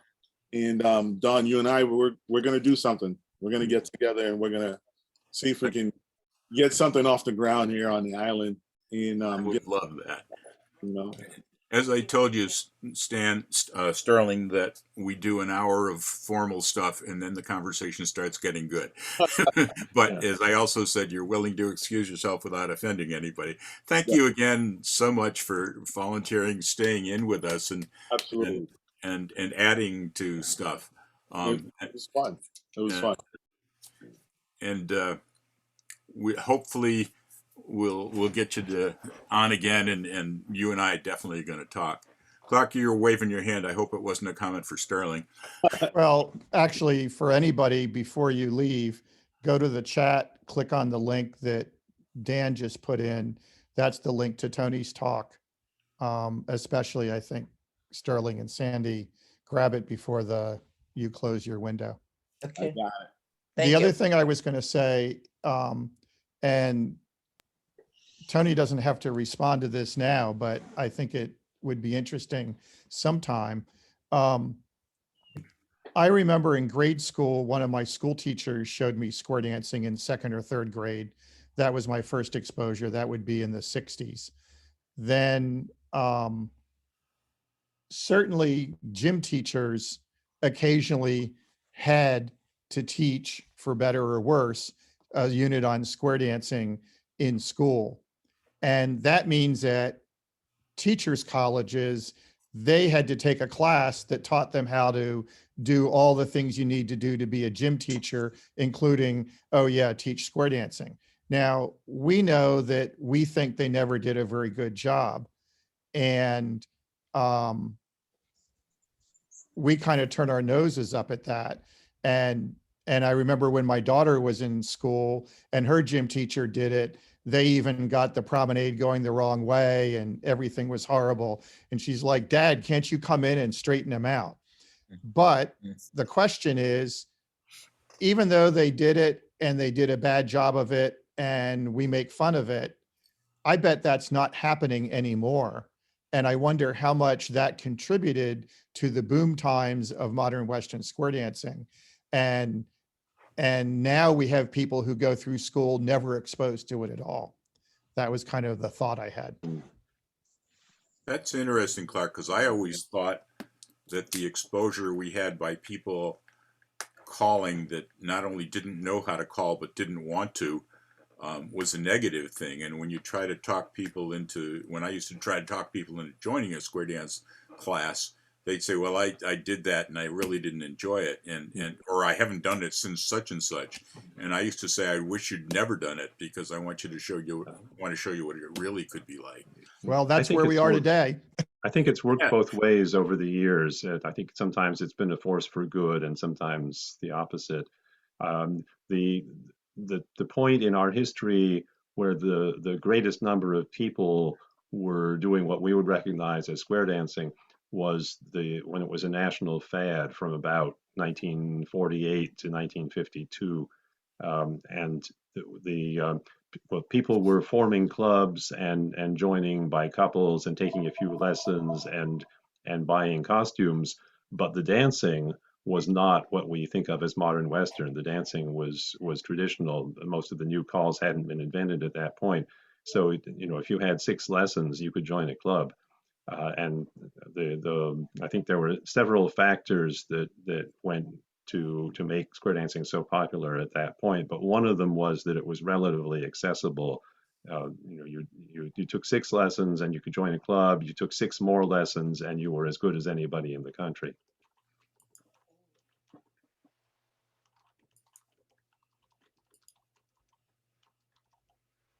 Is it me, or did they just suddenly go silent? We just suddenly went silent. We did. I posted the observation of Pappy Shaw, who wrote the book that kind of caused the resurgence of square dancing in the 30s. By the way, Don, I was looking for that link to the history of square dancing that was on the Colorado Knowledge Base, but all I got was a 404 error. So I've sent a note on that, but I don't know why it's down again. I was looking. Dan, did you type that from scratch just now? No, I have that on my square dancing website Ah. so that I can point people to it when they ask about square dancing in schools. Uh-huh.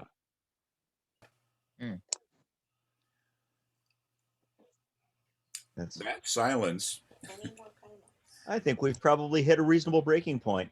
unless anybody who hasn't spoken yet wants to get your 3 cents worth in, we'd love to hear from you. But And one of the things that wasn't talked about today, I was going to ask it, and Sandy hit on a few of the things, but it slipped my mind. There is one of the big differences is we, both DJs and square dance callers, have to feed the floor from their own energy. DJs do it with the music. They guide the floor with the music the same way as we guide with programming.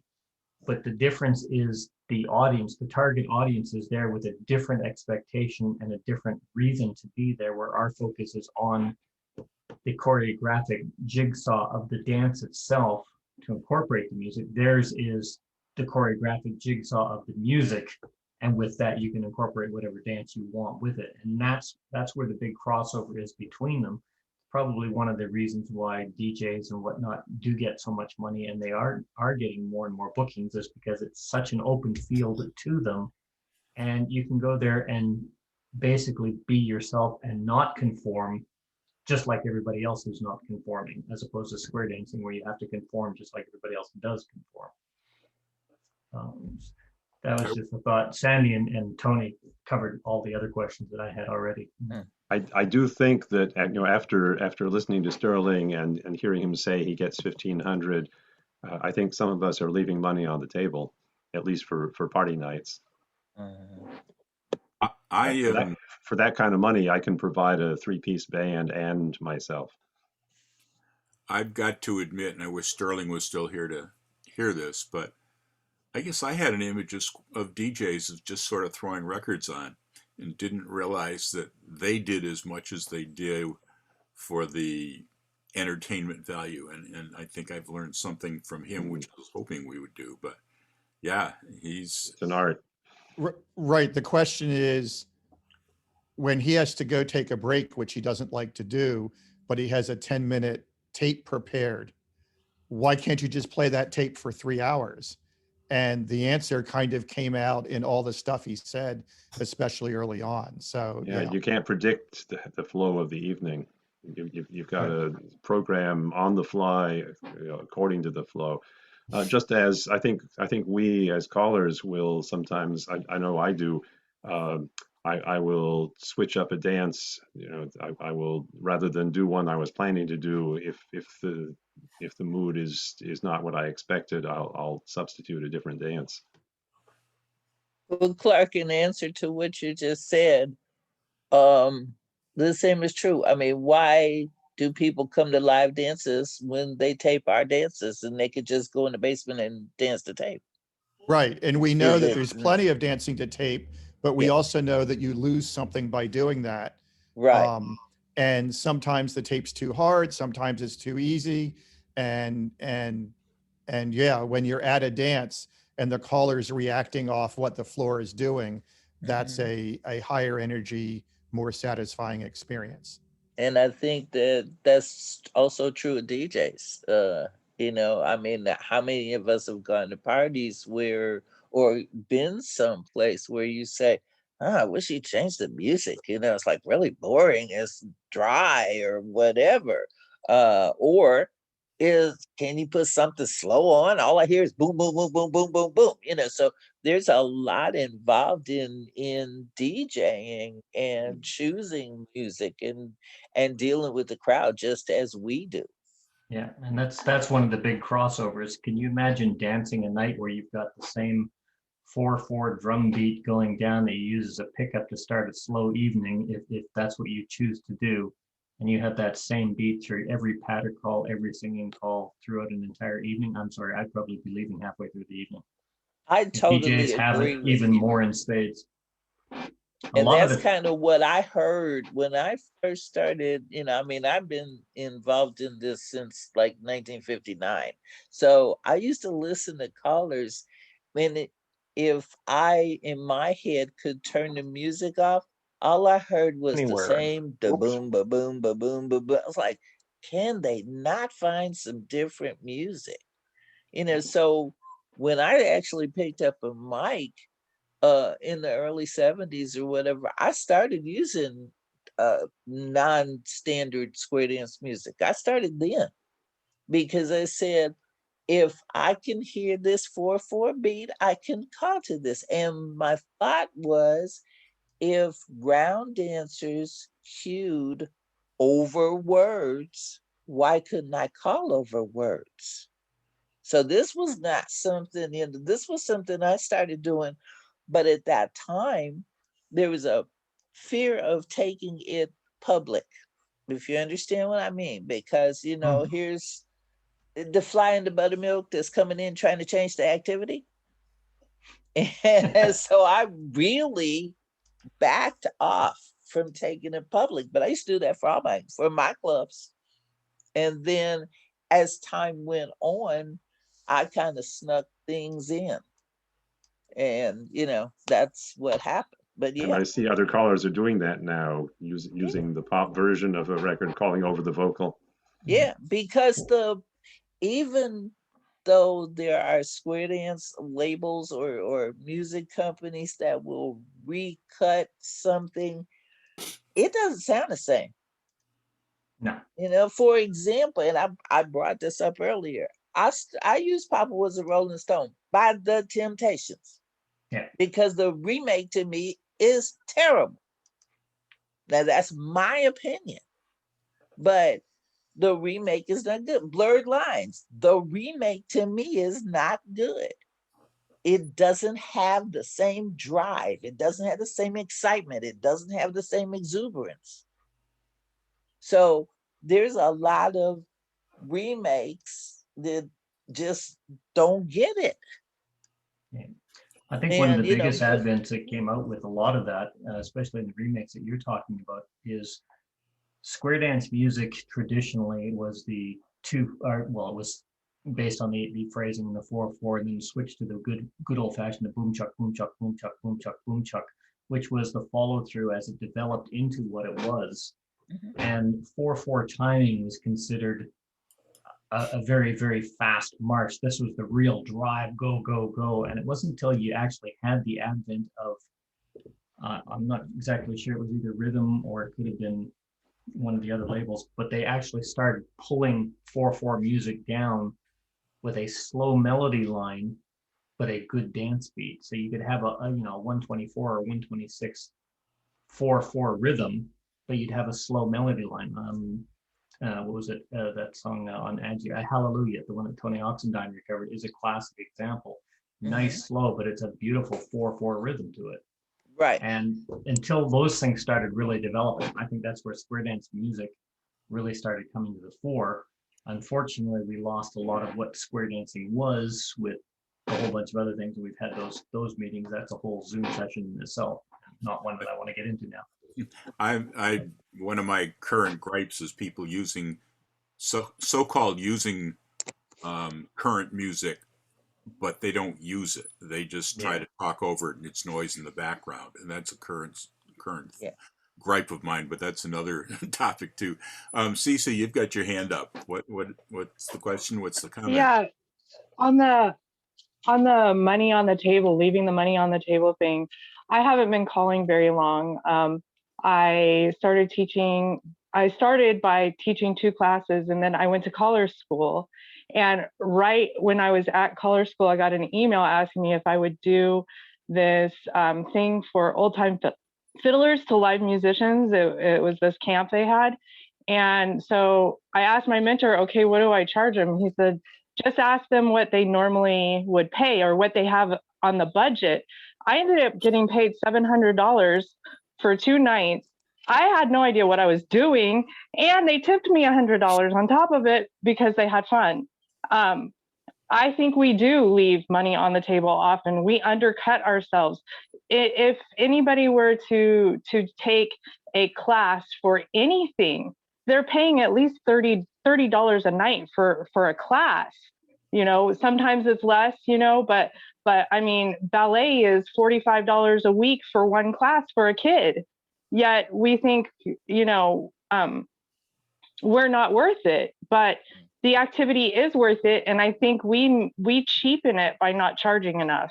When I teach swing dancing, that's $12 per person per hour, and that's for group lessons, not for private lessons. But you know, if you have a a class with 5, 10, 20 people in it, usually more like 20, then that's the going rate. My practice has been to keep for party nights has been to keep upping my fee until people start complaining, and then I have to stop for a while and keep it the same, and then a year or 2 or 3 later I'll try upping it again. In 1970, I was getting $100 for a party night, and according to the cost of living calculators that I see online, I should be getting 600 now. But I'm kind of stuck at 500 for now. We haven't had much inflation lately. If inflation starts to become a factor, I'll try raising it again. Tony, when you do a party night, is it just you, or are you doing something and they also have a DJ or they also have other stuff going on? Most of the time, it's just me or me and my band, because about half of my party nights are with live music and half are with recorded. I was going to mention earlier in today's session, I've done when somebody, it may have been Sterling, talked about the DJ not wanting to be secondary, not wanting to be background compared to somebody like a caller. At least half a dozen times, I would say, I have been hired on a night when the DJ was also hired, and sometimes it would be a couple of hours of me followed by 2-3 hours with the DJ, and sometimes we would trade off. We would do half-hour sets back and forth.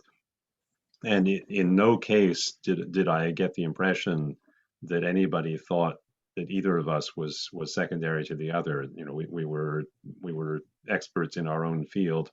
I know the DJs didn't feel like I was overshadowing them, partly, of course, because they had bigger equipment and more lighting, and were able to make a bigger noise than I could.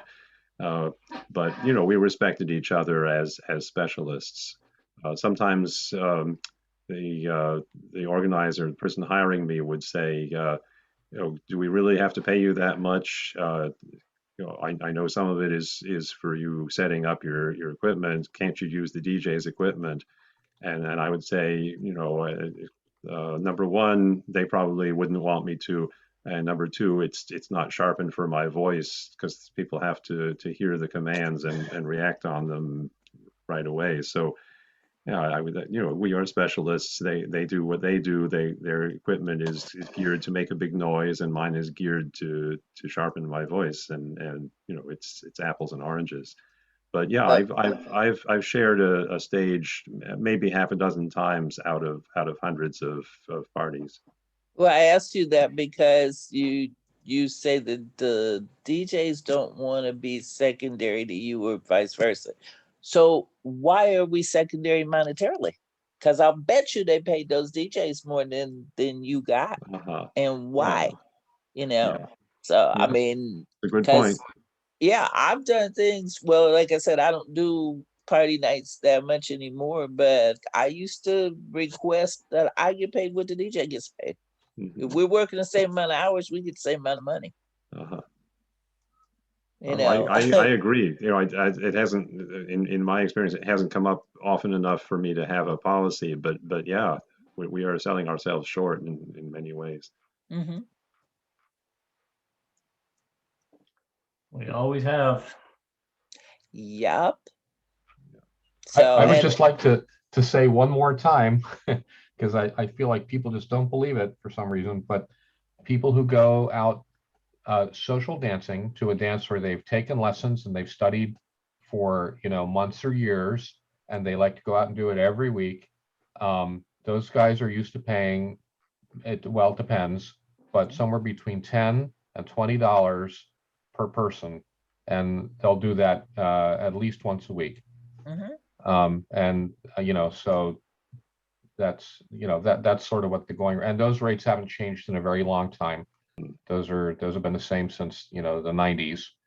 So I don't understand why we charge so much less. That's for your regular weekly group. Yeah, public contra dancers are stuck around $10, maybe 12 or 15 in New York City, but usually nationwide about 10. And that's you have to split with the band. If you've got 3 or 4 people, and that's per person, not per couple. Yeah. Right. Yeah. Right.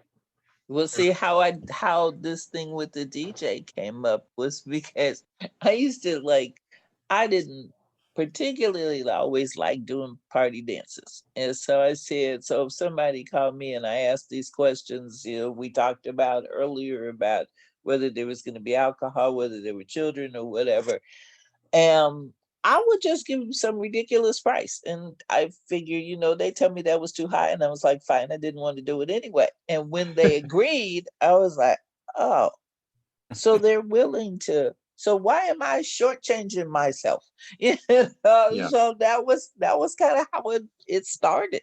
And then I started realizing how much the DJs made. And I was like, oh, no. One of the biggest lessons I learned about pricing and calling, not in club events and not for things that are scheduled, where you have to deal with callers associations and standards of prices and all that other kind of, and the cult of personality. I actually learned that from a friend of mine in the Army who got into drywalling or plasterboarding, whatever you call it, wherever you live. He was very, very good at it, but he hated painting. And he was hired to do a job. He did his own basement. He painted. Some people come over. They hired him to do their basement, which he did a really good job. And then he painted it. And he found that he really hated painting. And he was hired more often because he was very good at plasterboarding and drywalling and everything else. But he hated painting so much, he would charge, $4,000 to do a basement in drywalling, but he'd ask something like $8,000 to paint it. People liked his work so much, they paid him $8,000, and it was absolutely it would cost them to get a professional painter about $300 in there to paint a plain wall. And he charged $8,000, and they would pay him because they liked the work he did. They felt comfortable with him. I took that and I looked at that as a caller, and I said, if you're doing your job properly, people are going to come to you. And what you said there, Sadie, about, well, what do you normally pay somebody, or whoever was saying that, what do you normally pay somebody? Yeah, you'd be surprised what they will offer you on the table. I did a couple of dances here where I was asked to go out and do a family reunion out on a property in Australia. Properties like the Big Ranch, these are big family events. And I figured, okay, well, I normally charge $300 for that plus expenses. I said, well, what do you do? Well, we're going to have a DJ there, and I'm sorry, but we can only pay you what he. I said, that's fine. And I figured, okay, a local DJ, they're paying $1,100. I did 3 hours. And this was for non-dancers. This was 25 minutes up, great. It ended up to being 6 hours of dancing, not a problem. They all had a good time. And I'm looking, that's more than I ever got paid calling, except when I was in Europe. And that was only because of scale wages for UNICEF. Right. We don't value ourselves the way we should. And what Chris was saying earlier about, we still advertise it's cheaper than going to the movies. Yeah, I got news for you guys. Going to a dentist today is cheaper than going to the movies. Mm-hmm. One of the things I mentioned earlier is the reason we have a lot of older people is because they started when they were younger and they've hung around. And back in those days, I remember I used to have this $2.50 mentality, and when things went up to $3 per person, it hurt. And I think maybe some of these older people are still back in what they used to pay back then. Good point. A lot of them are, but there's a fixed income ratio that looks at that. And you look at a lot of these people that go in, they say, oh, it's too expensive to go, so $10 a person to go in. Those same people will go 3 or 4 nights to the week and spend $50 on Keno at the local club and have a meal. Or those same people will go, and I kid you not, I did a paper on the difference between square dancing and curling. I don't know if you guys know curling that much, but it's an activity basically for people that don't want to do anything really, really physical. You stand around, you throw a block of ice, a block of stone down the ice, sweep it with a broom, have a few drinks, and have a few laughs. And did you know that the curling stats, they pay more a night for curling than we do for a year of square dancing? They pay more a night in food and everything else for curling, and their numbers are about exponentially 40 times the income of what our income ratio of dancers that we had back in the 80s.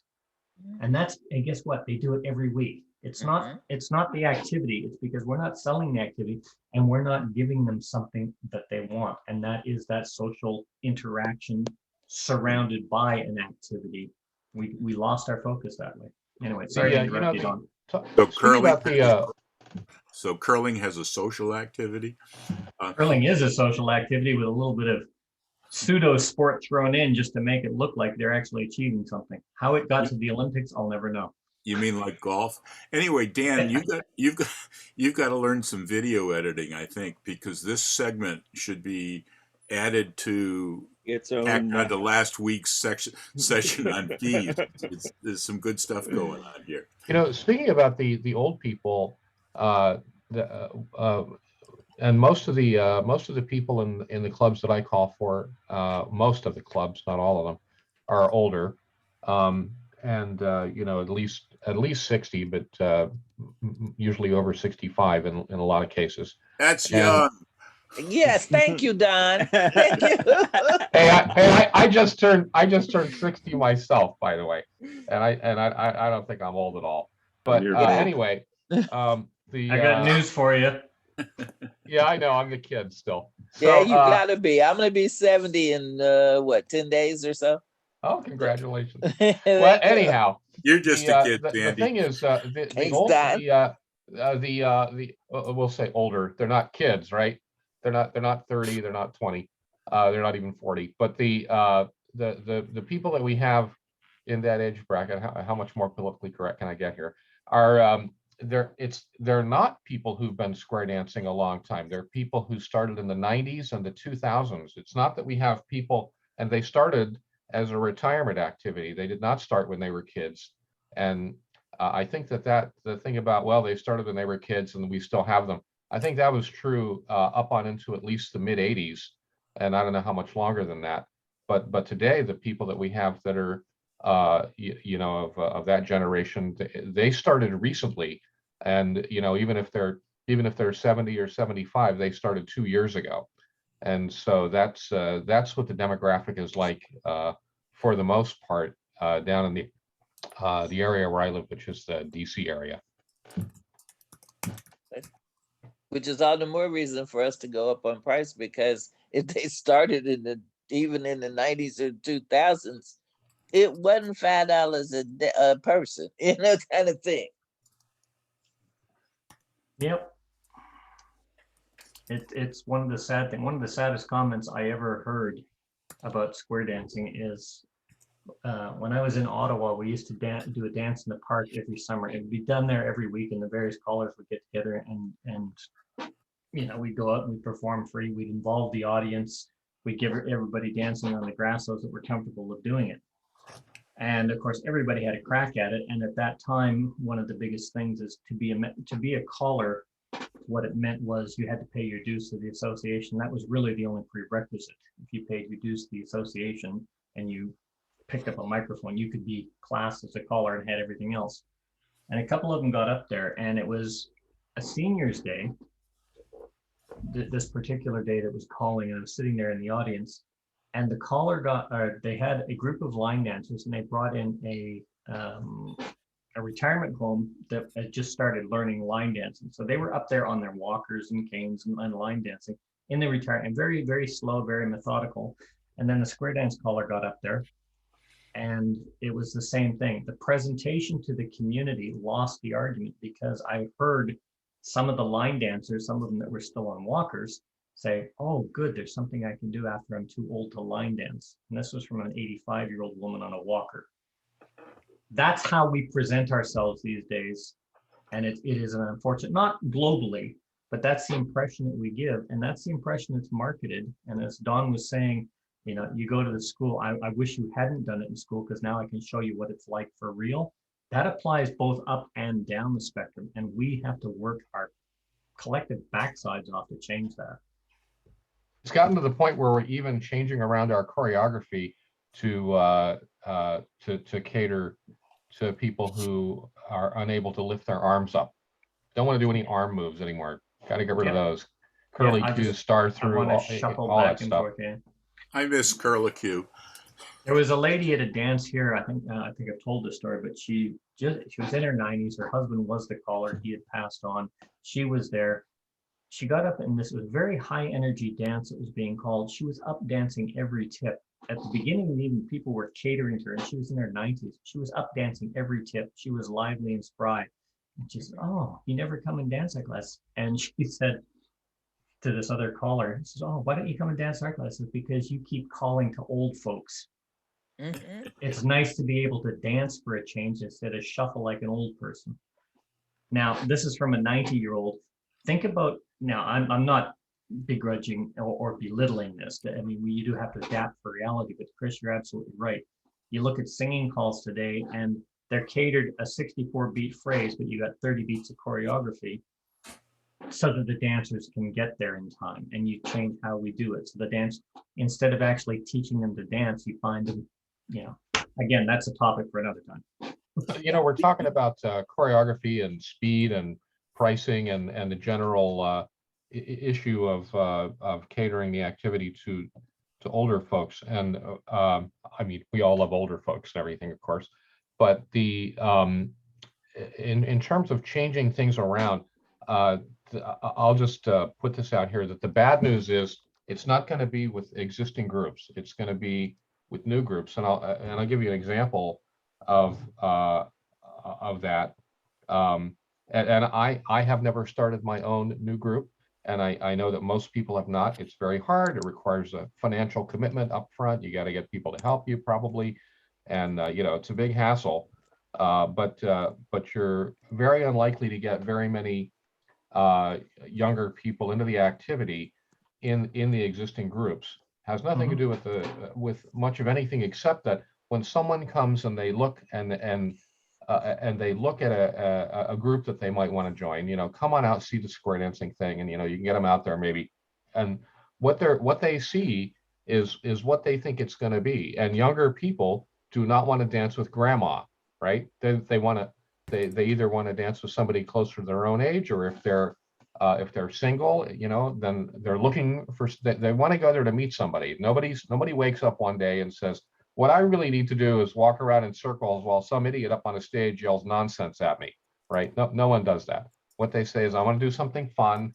I'd like to go out and meet people. I've been cooped up from the pandemic, for a year now and everything. And so it's going to have to be, to attract people like that, new groups. And if you bring in the older folks that we have now, which, we love them to death. I can't, if I started to talk about how much I love the square dance community and what they've done for me, I would probably break down in tears. But if you want to get new things going, I mean, if you want to get younger people in, you got to get a new thing going, because they're going to come in and they're going to look around at, is this for me? And I've seen this happen not just with square dancing, but also with there's a form of swing dancing that's called Carolina Shag.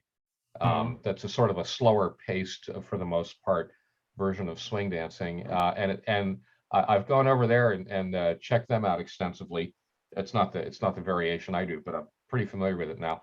And they have a community that is an awful lot like the square dance community, and they have the aging out problem. It's just like exactly the same thing.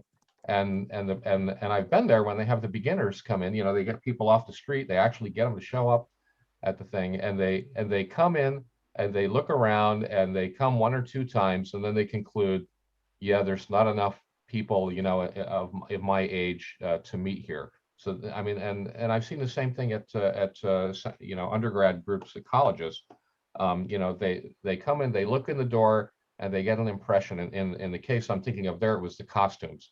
And I can't count the number of times I saw somebody come over to the door, look at the 5, 6, 10 squares, and they're dancing and having a great time, and then say out loud so that I could hear them, oh, that looks like a lot of fun, but I could never see myself wearing something like that. So, I mean, what people see is what they think they're going to get, and what they're looking for is a social activity. And for the younger people, it's an activity where they can meet somebody. So anyway, the bad news here is got to start new groups, and that is really hard. I'm going to shut up now. Thank you, Chris. I mean, excuse me. on a different subject, and I should have brought this up when we had more people. I finally got around to doing what I've been saying I'm going to do for a long time, is get a non-square dance related person here so we can learn from this parallel activity. I mean, we started a little bit with Tony Parks and the contra dance parallel. I think Sterling did a great job for us, and I'm going to have to thank him personally. But any other ideas of parallel universes where we can learn a little bit from one aspect of one of the many aspects that we need as performers? Suggestions on people that we should be looking for to share their thoughts with us. As I say, I'm really pleased the way this thing with Sterling worked out. Of course, I knew him and I picked the right guy, but suggestions at any time would be welcome on this. All of a sudden, you're all quiet. What's going on here? There's a lot of different aspects, and we are branching out. And one of the things that I am absolutely ecstatic about, not only with yours, with what GSI is hopefully getting back to, some of the things that I do, is this is a chance to look at the aspects of calling that are not taught in the collar school curriculum. Generally, everybody is so choreographically focused that it's such a condensed fire hose of material, take away and learn it. Like I said, we've had Betsy Gata on about 4 times, as well as 3 other callers dealing with just one issue, programming. They've all given great sessions. Everyone wants a follow-up, and not one of them has talked about the same aspect of programming. And wow, here we're looking at that. We're talking about programming just for entertaining, and it was great that Sterling would put out that as an entertainer, wow, we do so much more than what he does, but we have so many parallels across the board with the entertainment. I don't know how it would go across the board, but if you have a band that is that, one of the topics that came up is the band, the limited repertoire. they have to program and they have to feed a floor, especially if they're doing, as opposed to a bar session or an event performance session, but doing a special event band hired for a wedding, something along that line. That would probably be a very difficult ask, but quite feasible. I don't know of anybody in the immediate area here, but you guys probably have a lot more take on that. I was thinking about that too, Mel, because I was also thinking of the music aspect of this activity, which is something that a lot of people don't, and especially the higher levels, don't think about. I think music is extremely important to how you program your dance. And I think timing is important too. As you said, not a matter of putting on a piece of music that's a really good piece of music and you're just talking over it doesn't help. You know, you need to work with that piece of music, and that music has to enhance your dance. I've heard a couple of people, no names mentioned, say, "Oh, music's not important. I just play anything." No, honey, that is not about. It is not like that. I've And heard a so lot of them say that, but that's part of their show. You bet your no, backside that this they work at it. well, there's a couple Yeah. of people that I'm talking about are Mm. serious. They'll hear something they like, but they don't work with it. Even if they attempt to put on a decent piece of music or a different piece of music, there's no correlation between them and the music. And I think that's extremely important. So when Don asked the question, I was trying to think of someone I knew or some career, some person who has to do that with music, that has to do that correlation. And that's where my head was going. When you start talking about the band, I'm like, oh, that's a good Well, idea. that's what I was thinking, because we've talked about what Sterling does, which is the focus is the music, and he uses the music to entertain the crowd. Right. On the opposite spectrum is square dancing. We have the music. We use the music as a foundation to build our entertainment aspect. That's the delivery of the material, which we use to entertain the crowd, and the music is the beat template that we use it on. There's that middle ground of you have the music and you have that performance audience where both the music and that performance have to be there. It's not focused on the choreography of the dance. It's not focused on the music itself. It's focused on the music and the delivery of the performance. Yes. And what do people do on the dance floor, or whether or not they're just sitting there at a concert, is entirely up to them. That's that middle ground that seems to be the disconnect between why DJs are so successful, why square dancing is becoming less and less successful. Where You're is right. that middle ground? And maybe we can find that bridge somewhere, but I don't know who you would get with that. Sandy, as I said earlier, that's one of the things that has been a pet peeve of mine for many years now, not doing much calling, but listening to YouTube people calling, is that they don't use the music, they fight it. Mm. And I've tried to think of how I could do a presentation to explain what I mean by that. Mhm. And without really showing video clips of people doing it correctly and incorrectly, and something that I don't want to put on YouTube and make available to get me into more trouble. Not that I don't mind getting into trouble. I just haven't figured out, like you said, either the right person to present it or how I would present it. But at least a few of us appreciate that it is a problem, and hopefully we'll get around it. And Well, I hope you come up with a solution, because I'm telling you, nothing irritates me more than to step out on the dance floor, have a fairly decent piece of music come on, and then this person just stands there and they're reading and it's dry. It's just, it doesn't gel. You know, I'm ready to dance and it's wag, wag, wag, or it's delivery, stop, wait for the dancers, delivery, stop, wait for the dance. Hello? There's supposed to be a continuum here. And so that if you come up with the solution, then definitely I'd be back, because I want to hear it. One of the possible approaches. I know they work it also as a band, as an entertainment group, but the Ghost Riders square dance band. Mhm. They also do bookings which are not square dance. I mean, they're a great band and everything else. They're in that crossover where they actually have knowledge of both aspects of that material. I don't know how they would feel about coming on and just talking about that, bridging that gap, but it's an idea. Somebody mentioned that earlier, and I forgot to write it down, but I have not worked with them. I have not heard them. I don't have any connections. Somebody said they did and might talk to them. I don't know if it was you, Dan. I don't think it was. I have danced with them. If I can always hit up Rick Hampton for an intro if I can't get through to them directly. And I also wanted to mention to Mel's point, one of the things that I've been thinking about is I took a few years ago, ended up in a kind of acting for non-actors class. And I got way more out of it than I expected to or thought I did it at the time. And there's a hell of a lot to just projecting a stage presence that I haven't figured out how we can do in a Zoom session. Because a lot of it involves getting up in front of a small group of people and getting emotionally raw. And I can't see how to do that in front of a screen.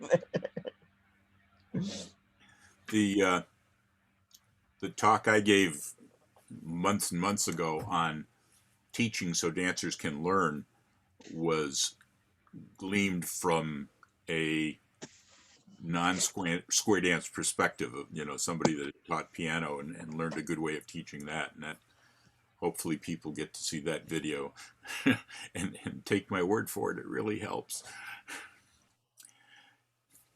So it's that. What about and this is just popped into my head. It may be a good idea or bad idea. I'm gonna say it anyway. What about announcers of some sort for projection, for that reason, for projection, for dealing with actually talking about, you know, what's going on, the whatever they're announcing? Would that work? You know, I've got another friend here on island who does a little DJing, but he also has a nightly show on a local radio station. And he has not returned my calls or emails. So that's not too good. But I'm trying to think if anybody I know of that just is a radio announcer as such. I mentioned, Sandy, when I did a short piece on showmanship, that I like to tell people, you make everything important, you know, talk this, talk that. You know, we had a great party there. And by the way, there was a car accident there, and the dancers, the newscasters give lots of hype. Try to add that hype. And I had some, when I was doing the ECTA clinic in Germany, they said, over here, the newscasters just tell the news and don't do that kind of stuff at all. And it was kind of an interesting contrast. But yeah, here in the U.S., announcers do that kind of thing.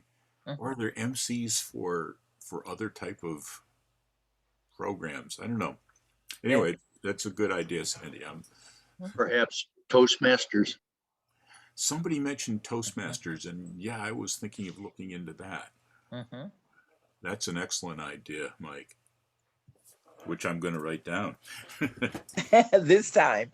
And I am emailing Dave Zachary of Ghost Riders right now. Oh, okay. Toastmasters or Dale Carnegie. Yeah, Dale. Yeah. Well, Don, thank you for the invitation. This was really enjoyable. Thank you for joining us. It was very short notice I gave you, and I was really pleased to see that you read your email more than once a day. Yeah. Sometimes, some days I don't, and then some days I do. So you just happened up on a good day. Thanks, guys. Thanks for adding to the conversation, and hopefully you'll join us for others or check on what some of the stuff we've done. Some of it's been actually, well, I think it's all been interesting. Just people getting together and chatting common talks. Yeah. Nice to see you, Sandy. Yeah. So you guys do this every Saturday morning? Or? Every Saturday. Okay. I'll send you a link to some of the previous ones, and you can decide. They do Saturday morning, and I do Saturday afternoon for you guys. Isn't it? Well, it depends on where you are. Okay. Mine starts in what 5.5 hours. Got another one coming up. Okay. Sandy, Has this- anybody heard about the GSI school? Have they started up again? haven't heard. No, not yet. Anyway, it's reached a point where I've got other things to do today. I'm going to leave. Thanks, guys. Thanks for coming. Thanks, Dan, for hosting physically or electronically. And I will pass thanks on again to Sterling. I Yes, think please. that well. Sounds Great, good. guys. Take care. All Bye, right. y'all. Bye, guys. Bye. Thanks. Bye.